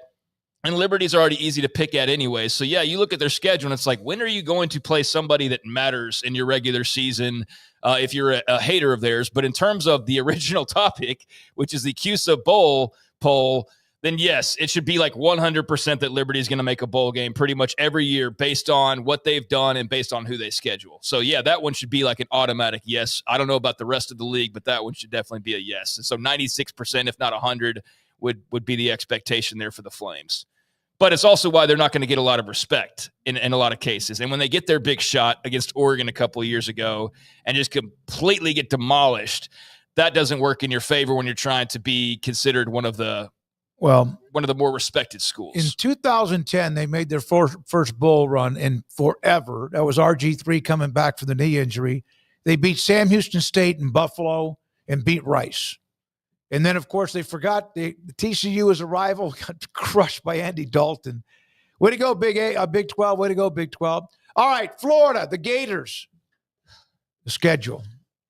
All right, here we are with the Florida Gators and Long Island. Huh? Long Island. Long Island will be up first. But first, I wanted to make mention that this is not a preview as always, and it's more of just a look at the schedule. In Florida, 8-5, coming off of last year, Billy Napier's third year as head coach. We know a lot of heat surrounding him, but a star quarterback really lifted them up and has some excitement brewing potentially in Gainesville for this upcoming season. So fresh off of 8-5, what are they contending with as far as the schedule goes in 2025? And yes, Long Island will be up first for Napier and the Gators. That's already been announced as an SEC ESPN network game there in week number 1 on August the 30th, evening game there, 6 o'clock kickoff. Then the following week, it'll be a little in-state action as they play host to South Florida. USF already announced for a 3:15 kick also on the SEC network. Then Saturday, September the 13th, it's time to get into some conference play as they will open things up in Baton Rouge, a night game on ABC against LSU on Saturday, September the 13th. The following week, another road trip, and it's to Miami to take on the rival Hurricanes. No time or network, but you can best believe that'll have a nice little spot on the schedule, I would imagine. And then they get their first break of 2 because everybody has their couple of breaks this year. Except for what Iowa State and K-State will have like an extra buffer because they play earlier on, but everybody's got the 2 bye weeks. So that first month, that is not easy sledding for Napier. I mean, LIU, okay, but after that, USF at LSU at Miami. Yeah, that's really tough. No, USF's a scary team because if they got the right group of guys together and pulled that first big upset that they've been. You've watched a couple of the big time non-con games they played. They've got like 2.5, 3 quarters in them, and they just haven't quite gotten over. They scared the living hell out of Saban. They did. And Saban was benched Jalen Milroe to prove a point, which I think was one of those baller moves I've ever seen in my life in that game. But they are going to get one of these with this staff eventually, and doing it like in a place that doesn't acknowledge your right to kind of be in the stadium. Their fans think USF is just another also-ran. I know this because I used to think that as well until USF beat FSU in Tallahassee, and I thought, well, that's the worst day of my life.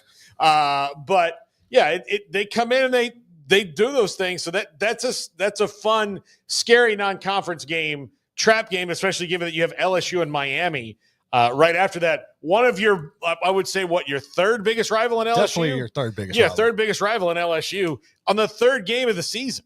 So. Yep. So a pretty tough start for the Gators, and they are widely proclaimed, I think, in some circles to have the toughest schedule in America. Some would say maybe in Oklahoma. Some would say, who did we have? Wisconsin last week had a really tough schedule, but Florida's in that conversation, and you can already see in the first month they got a couple road trips back-to-back that could be very tough. So after going to Baton Rouge and to Coral Gables, they will get a break, and they'll need it. And then they'll turn around and the schedule lightens up because then they play Texas. Oh, wait, the schedule doesn't lighten up, but at least they'll be back in Gainesville, take it on the Longhorns. That's cool. Like, I think we don't see Florida, Texas very often. So to see Texas and Florida, who I think are very similar schools in some ways. In a way they feel about each other and a way they feel about everybody else. The way people, feel about them. I think they're very similar. So I think that's a unique matchup that we haven't seen a ton of. Like, how often have they even played? I should have looked that up. I think I'm going to say 3 times. I'll look right here, and I got it, and it is a total of 4 times. Okay. 3 wins for Texas, 1 for Florida. The last time they played was last year, obviously, but Texas blew them out of the water, and before that, they had not played in several decades. So it's been a very rare matchup, and this will be. I mean, is this the first time in Coral? I bet they probably played like in the 60s when they had Gatorade invented. First time in Gainesville, I think, since 1940, if I'm reading that correctly. Sure, So, wow. Yeah. The boys are back from overseas, and they're playing for the Longhorns and Gators. Well, they would have been still there or just going over there at that point. Yeah. So the boys are here, and look at that. A crackerjack 9-6 win by the Texas Longhorns. Right. Real barn burner. They threw what is, I think, a forward pass. Yeah. So Texas and Florida in a fresh matchup there in Gainesville. Then the following week, to College Station to take on Texas A&M.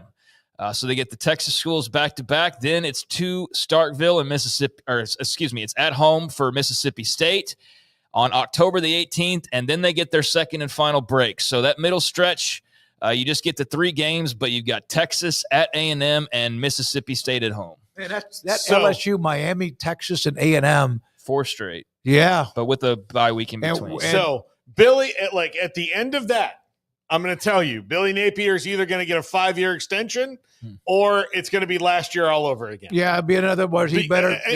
I'm not saying that like I'm rooting for one or the other. I just know that like any coach in his position that has LSU, Miami, Texas, and Texas A&M is 4 straight games, and then that's easily, even with DJ Lagway and the guys they brought in. I don't think they're going 0-4 in that stretch, but it would be easy to go 0-4 and lose 4 close games in that stretch, and then turn around and be like, all right, well, we are clearly, if you're the Florida Athletic Department, we're clearly behind all these other teams. He's got to go. How many teams in America, could you do it on more than one hand, would win 4 straight against those 4? I mean, probably not many. Be one hand, maybe of course it would. one. I mean, that's a killer stretch. So there's not. You'd put like Ohio State there. I don't know. You wouldn't pick many teams though to be able to do that. So Mississippi State is probably the break on their schedule. And then again, like, who the hell knows? I mean, like, you don't just underestimate them, but after they play them, whatever that turns out to be, now the schedule lightens up, right? Georgia. After the second bye week. Oh, wait, here's Georgia on the schedule. So big rivalry game there, Florida, Georgia, world's largest cocktail party. Which I think is going to be the last one in Jacksonville for a couple years while they redo the stadium. Yeah. I thought I saw that too. Yeah. So that'll be their start of the third frame here. Then back-to-back road trips as they'll go to Kentucky and then to Ole Miss on Saturday, November the 15th. Then the following week, they get Tennessee at home. And then to close things out on Saturday, November the 29th, all Saturday games for the Gators, they will get rival Florida State. It's one of those games that the SEC sticks those lousy non-conference opponents. It's like playing Colgate or something, you know? No, that's probably what it's going to be like. How much does it hurt your soul that they have Lagway and we have a guy who quit on Boston College last year? Yeah. I mean, it hurts a lot. It hurts a lot. So they have logos all throughout their schedule. All I wanted was for them to fire Napier so that Lagway would leave. Not because Billy Napier maybe deserved or not to be fired, but if they'd fire him, then he would leave. I don't care where he went as long as it wasn't Clemson or Miami. I'd have been fine. Garrett, logos galore on that schedule. No, there are. I mean, this is one of the toughest schedules we've come across so far. It might be the toughest, and some people think that it is. There's different metrics or opinions on who has the toughest, but they are in the conversation for anybody actually talking about this sort of thing. So, yeah, there it is. Road trips to LSU, to Miami, to A&M, to Kentucky, and to Ole Miss. Florida State and Miami in their non-conference games. South Florida as well. So they got – I mean, LIU is definitely the outlier here, and the only – game you go like, well, that's automatic. But yeah, it's a tough stretch, certainly for the Florida Gators, scheduling wise on paper. As far as who they don't play this year from the SEC, they will not play Alabama unless obviously they meet these teams in the conference title game. But no Bama, no Arkansas, no Auburn, no LSU, no Mizzou. No, they have LSU. Or excuse me, they do have LSU. What did I put that next to for some reason? All right. No Missouri, no Oklahoma, no South Carolina, no Vandy. So that's those still some teams, man. That's who they will miss out on because we have these giant leagues now, and because the SEC has a lot of great brands, and you're going to always miss out on some brands, but they're not missing out on many with this damn schedule. That's for sure. No, so there's Florida in 2025. All right. Like I said, on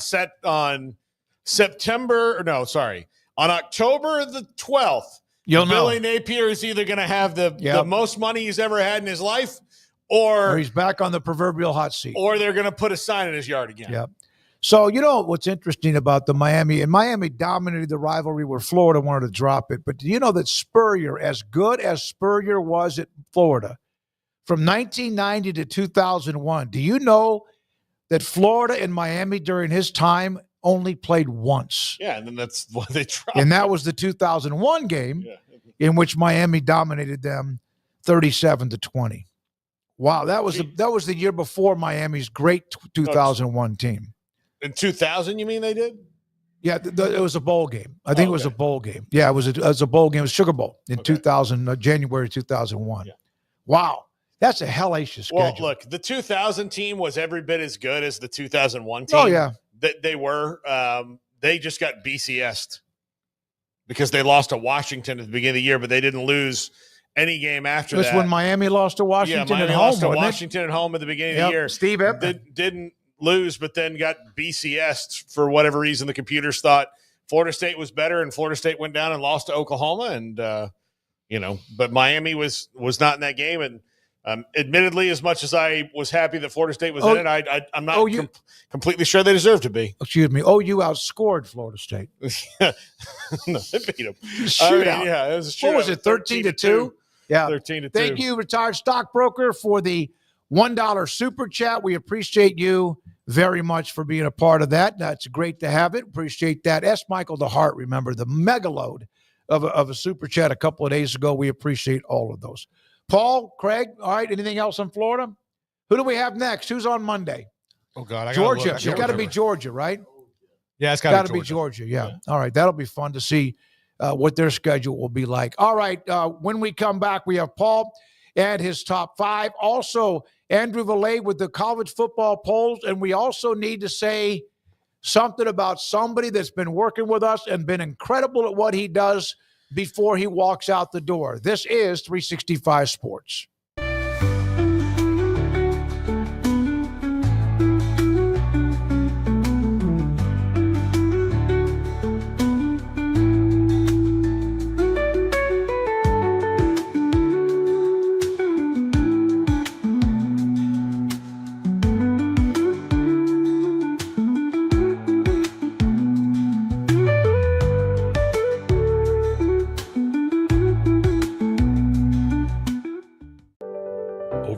by your inbox? Clean Email is here to help. Organize, clean, and manage your emails with powerful automation tools. Say goodbye to spam and clutter and enjoy a stress-free inbox. Try Clean Email today at cleanemail.com. That's CLEAN email.com.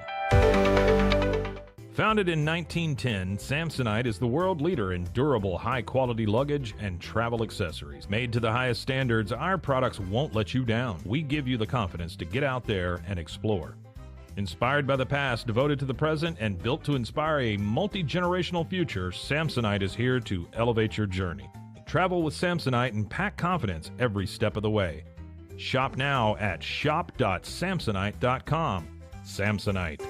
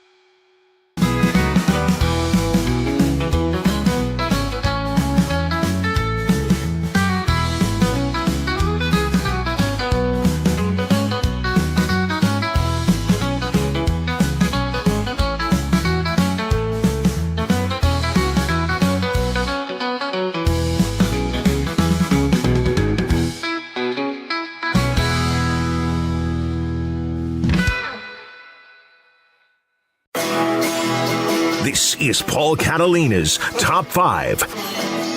Welcome into Paul Catalina's Top 5, brought to you by Flag and Anthem. Go to flagandanthem.com. Use our promo code 365sports. These are our top 5 reasons the Big 12 is so tough to win. Spent days talking to Big 12 coaches and players.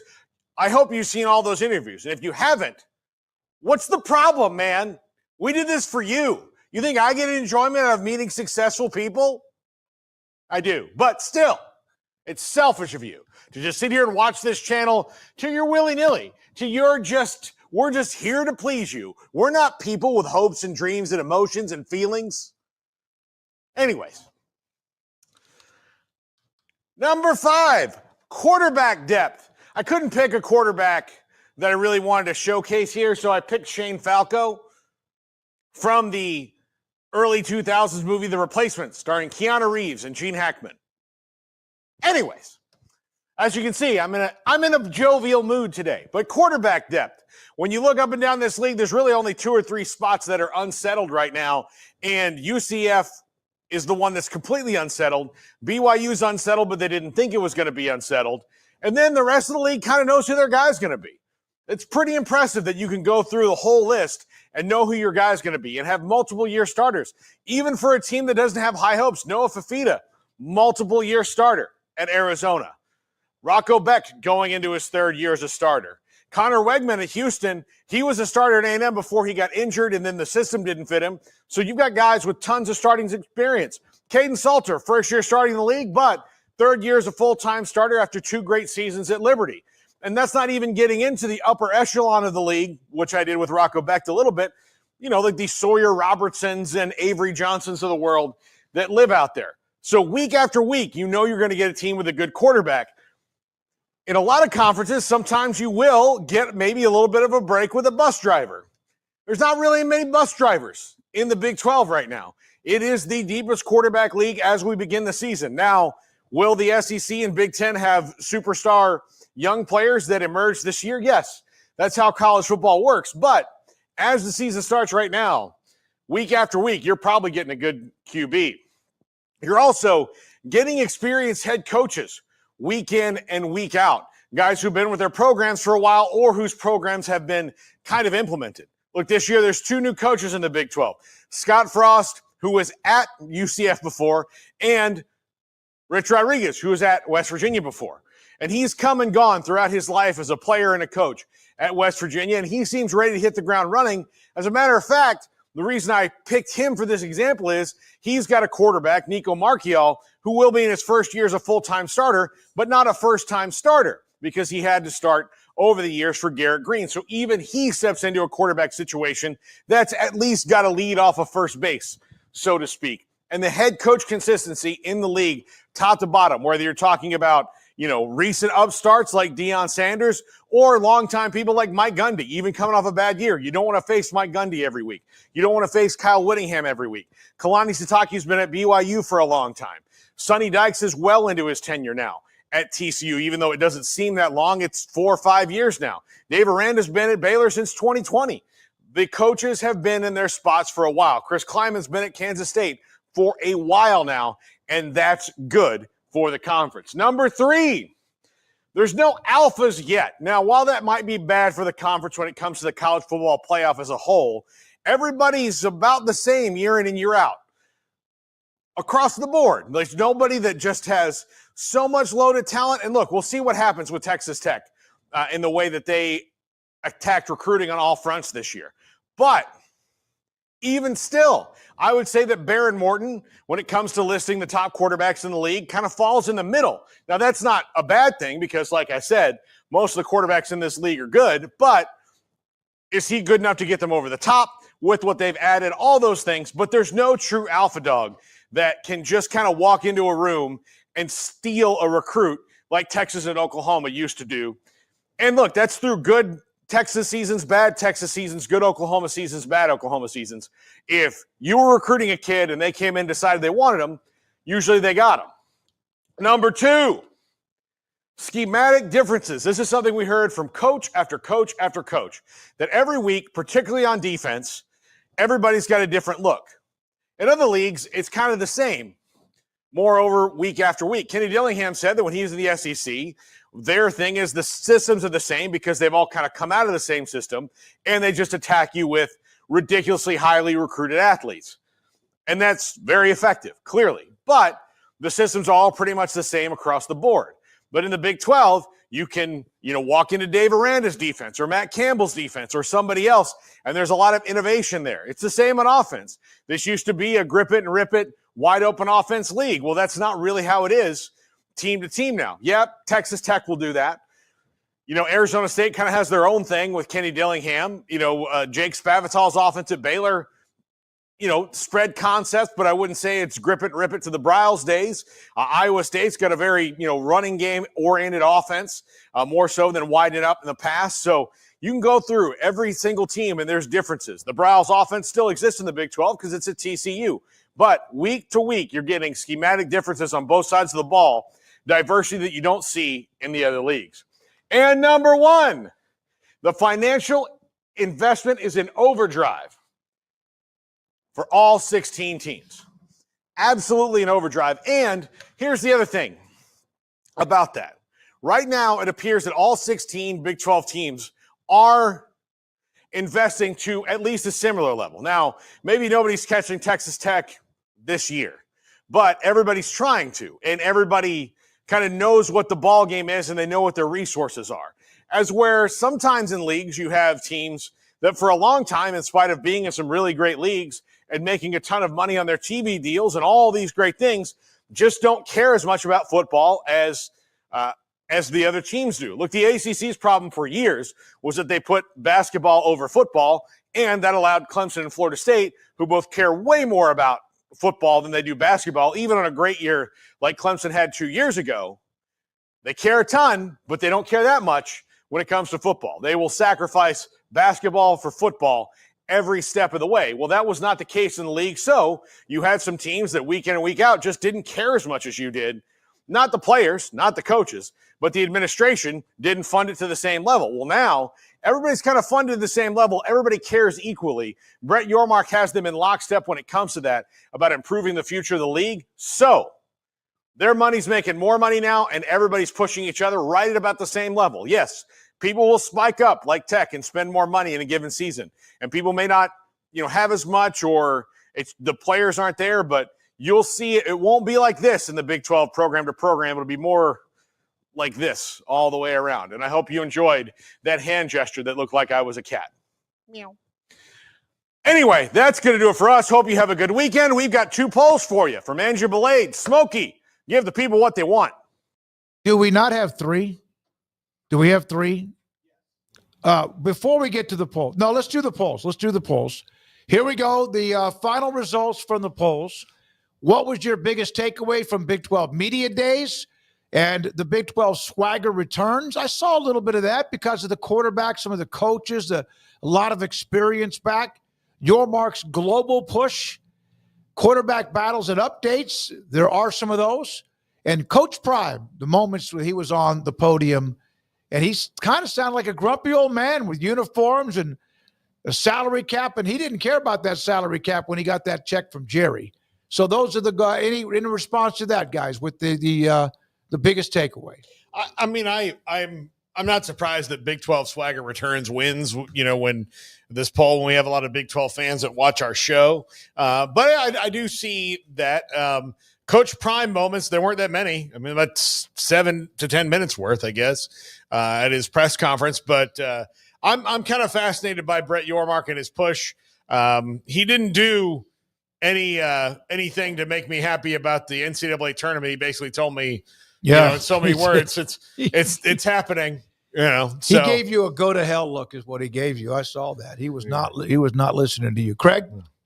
I didn't even know Dion was there until he was on the podium, and then he was gone just as quickly as he came in. So yeah, he was ushered in and out pretty quick. And I mean, at least it's good that he made it there. And given his health issues, you didn't know if that would be the case or not. So yeah, all of a sudden he was just not there, and then he's on the podium talking. So that's good. But I think here, I get the Big 12 swagger thing, sort of like Paul said with our audience especially. But I think just the lack of focus on realignment for a media days was kind of refreshing. And I'm sure it was mentioned here or there, maybe in some places, but it wasn't on the minds of everybody like the last couple of years have been, if that makes sense. No, Whereas right. all right, now what's next? Or who's now? Or who are we talking about that's brand new? It's there's no new teams this year. Everybody's here for year 2 or year 3 or 4, 20, whatever. And so it just more felt like a league that was settling in to me than a league that's been in this flux of all sorts of changes over the last couple of years. So, I don't know what I'd pick here. I mean, maybe the quarterback battles and updates as far as the takeaways, the things that I'll really remember from this. But yeah, I think kind of in line with the swagger somewhat is just that it felt normal. It felt normal. It was busy in a good way, but there wasn't this overarching big picture, will the league live or die, or who are they taking, or who are they? It wasn't this doomsday crap that we've been dealing with for 2 years. That was nice. Yeah, I agree 100% with that. How are we feeling about Cooper Flagg? Now, listen, these summer league games, he had 10 points, 6 boards, 2 assists, whatever, missed a bunch of shots. I watched 2 minutes of it. And here's how the votes, too early to judge. That's what I said. 25% unpolished, but tools are there. Hype's real, just needs time. Not NBA ready yet. 10% of the 73 votes in on that one. Stephen A. Smith already calling him the world's biggest bust. And I assume if him, not somebody, is totally going to overreact to last night. He had a bad debut. It's NBA Summer League. It's the most overblown event imaginable. And do you know why it is? Because they need things for TV right now because there's nothing else on. So we're going to get the Little League World Series here soon. And we're going to have MLB All-Star Game and that's pretty much it till football starts. So NBA Summer League, I will commend ESPN on how they've built that up over the last few years, but they have a major investment in it. And that's why that's become a way bigger deal the last handful of years than it ever was before. So no, I'm not going to overreact. I think too early to judge is clearly the right call there. But yeah, he didn't have a good debut, and you could tell he was bummed about it. Basically watching a scrimmage. Flagg versus Cooper versus Bronny was how they did it. It's something that'll never be marketed in the regular season. Do you know there was one article that said Bronny held him to 0 for 17 from the field? All right. Also, does this mugshot of Paul look like Paul? It dropped slightly. Amanda got on the phone with in Nashville. 75%, overwhelming number of votes. It doesn't look like me at all. I mean, I would say not at all, but it does not look like so does. In no way would you see that and go, is that Paul Catalina? It's you would if you and me and this guy were there, you both have beards. I don't know. I'm having to squint. Which one are you, the left or the right? I can't tell. All right, now Now, we've got to say goodbye to somebody who's been an incredible part of what we do. Emory Winter. Is he on camera, Garrett? Emory Winter is headed back to where he is, where the Thunder, the OKC Thunder world champions. He's leaving for Oklahoma City. He's been an incredible addition to what we've done. He's my son. You finally admit to having a son, Yes. Paul. Congratulations. You told your uncle I lied about that. It's Emory. He's my he's my adopted son. I love Emory.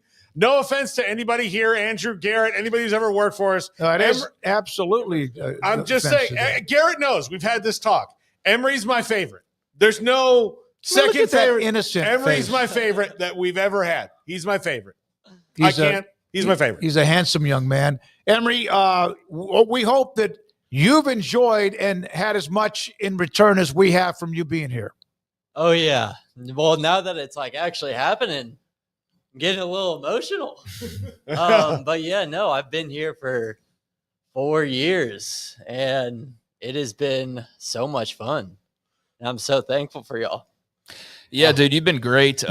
You've been a terrific member of the team, and we're all sad to see you go. Like, if we had our way, you would not be going anywhere. But, dude, life is life, and you got to go do what's best for you, and that means going back home.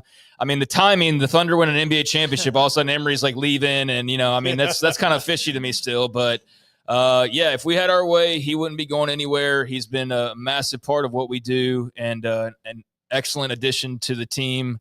And, yeah, man, we're sad to see you go and just hope that we remain in touch and that you're still around a little bit when you come back to see your alma mater or whatever the case may be. But, dude, we're all rooting for you, and we want nothing but the best for you. So we're here for anything you may need.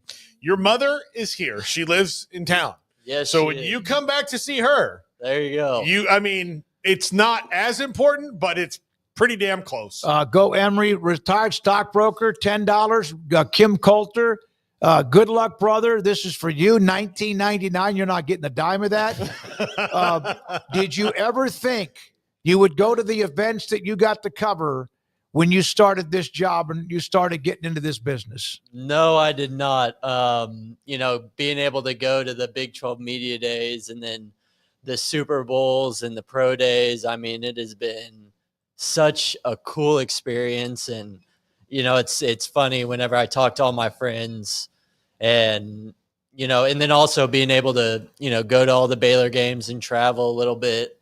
My friends were always so incredibly jealous of everything that I was able to do. And, at the time I was working. And so sometimes it didn't seem, as cool as it actually was. But now looking back on it, I mean, those are such great times with all three of y'all and Garrett. And I'm so thankful for all of that. Well, a lot of people in the chat saying a lot of nice things about you, Emory, too. you've done and I'm not kidding when I say he's my favorite. He is. I mean, he just is. And he'll always have the day.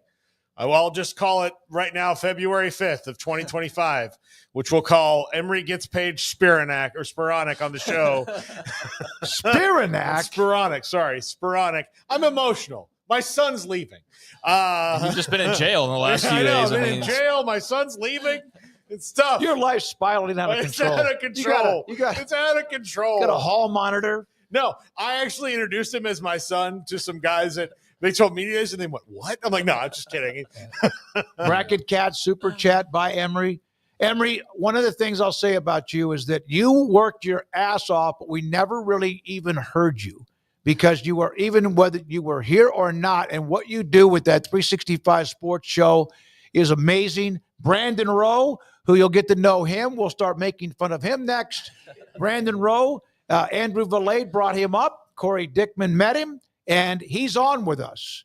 He's now replacing Emory. You never replace the legend, replace whoever replaced the legend, but Brandon said, screw that, I'm better, and he'll be a part of what we do, and was fantastic showing what he was doing while we're up in Frisco. Yeah, we've had some good new additions, and we got new ownership, and there's a lot of change in a good way coming, just building this thing out and doing it the right way. And so we're excited to have Brandon, the newcomer, get acclimated during Big 12 Media Days. I mean, that's how you start off, and everything else is going to seem kind of chill, right? But you're not in that seat yet, so it's about to get a lot busier, but that'll start on Monday. And I guess the thing I'd say I've got great faith that Emory's going to go be great in whatever he does. Yeah. I would say we're not better without you, but we're better because of you. Yeah, so, that's a great way to put it. Thank you, Craig. That's exactly right. Hey, buddy, love you, man. Really do. I had ordered a gift, and it didn't arrive. It was supposed to arrive yesterday. It has not arrived yet at the condo where I live, but whatever it is, I'll get that to you. I ordered a gift from all of us that we'll send your way. When are you leaving, tonight? Yep. Okay. Hey, well, I'm going to refresh the tracking one more time. I know we're running late today. I'll tell you this, okay. Emory, before we go. You always have a job here. I will. You always have a job here. So if the world turns in a different way and you want to get back in, we'll make sure that you're here. It's not off the table. Who knows? You might be replacing a co-host who was arrested on Tuesday night. Garrett, great job today, man. Lots of stuff. Appreciate Andrew, jiu-jitsu, Vilade, Emory. Love you, buddy, and good luck with you. I know you're going back where you love as well. And then Brandon Rowe is here. Can't wait to see Brandon in action for Craig Smoak and Paul Catalina, our great sponsors. We are a team and a family, and I think you can get that from a lot of you who also put up super chats that know who we're talking about and what we do. Thank you so much. What a week it's been. We'll see you Monday at 3. Have a great weekend. This is 365 Sports.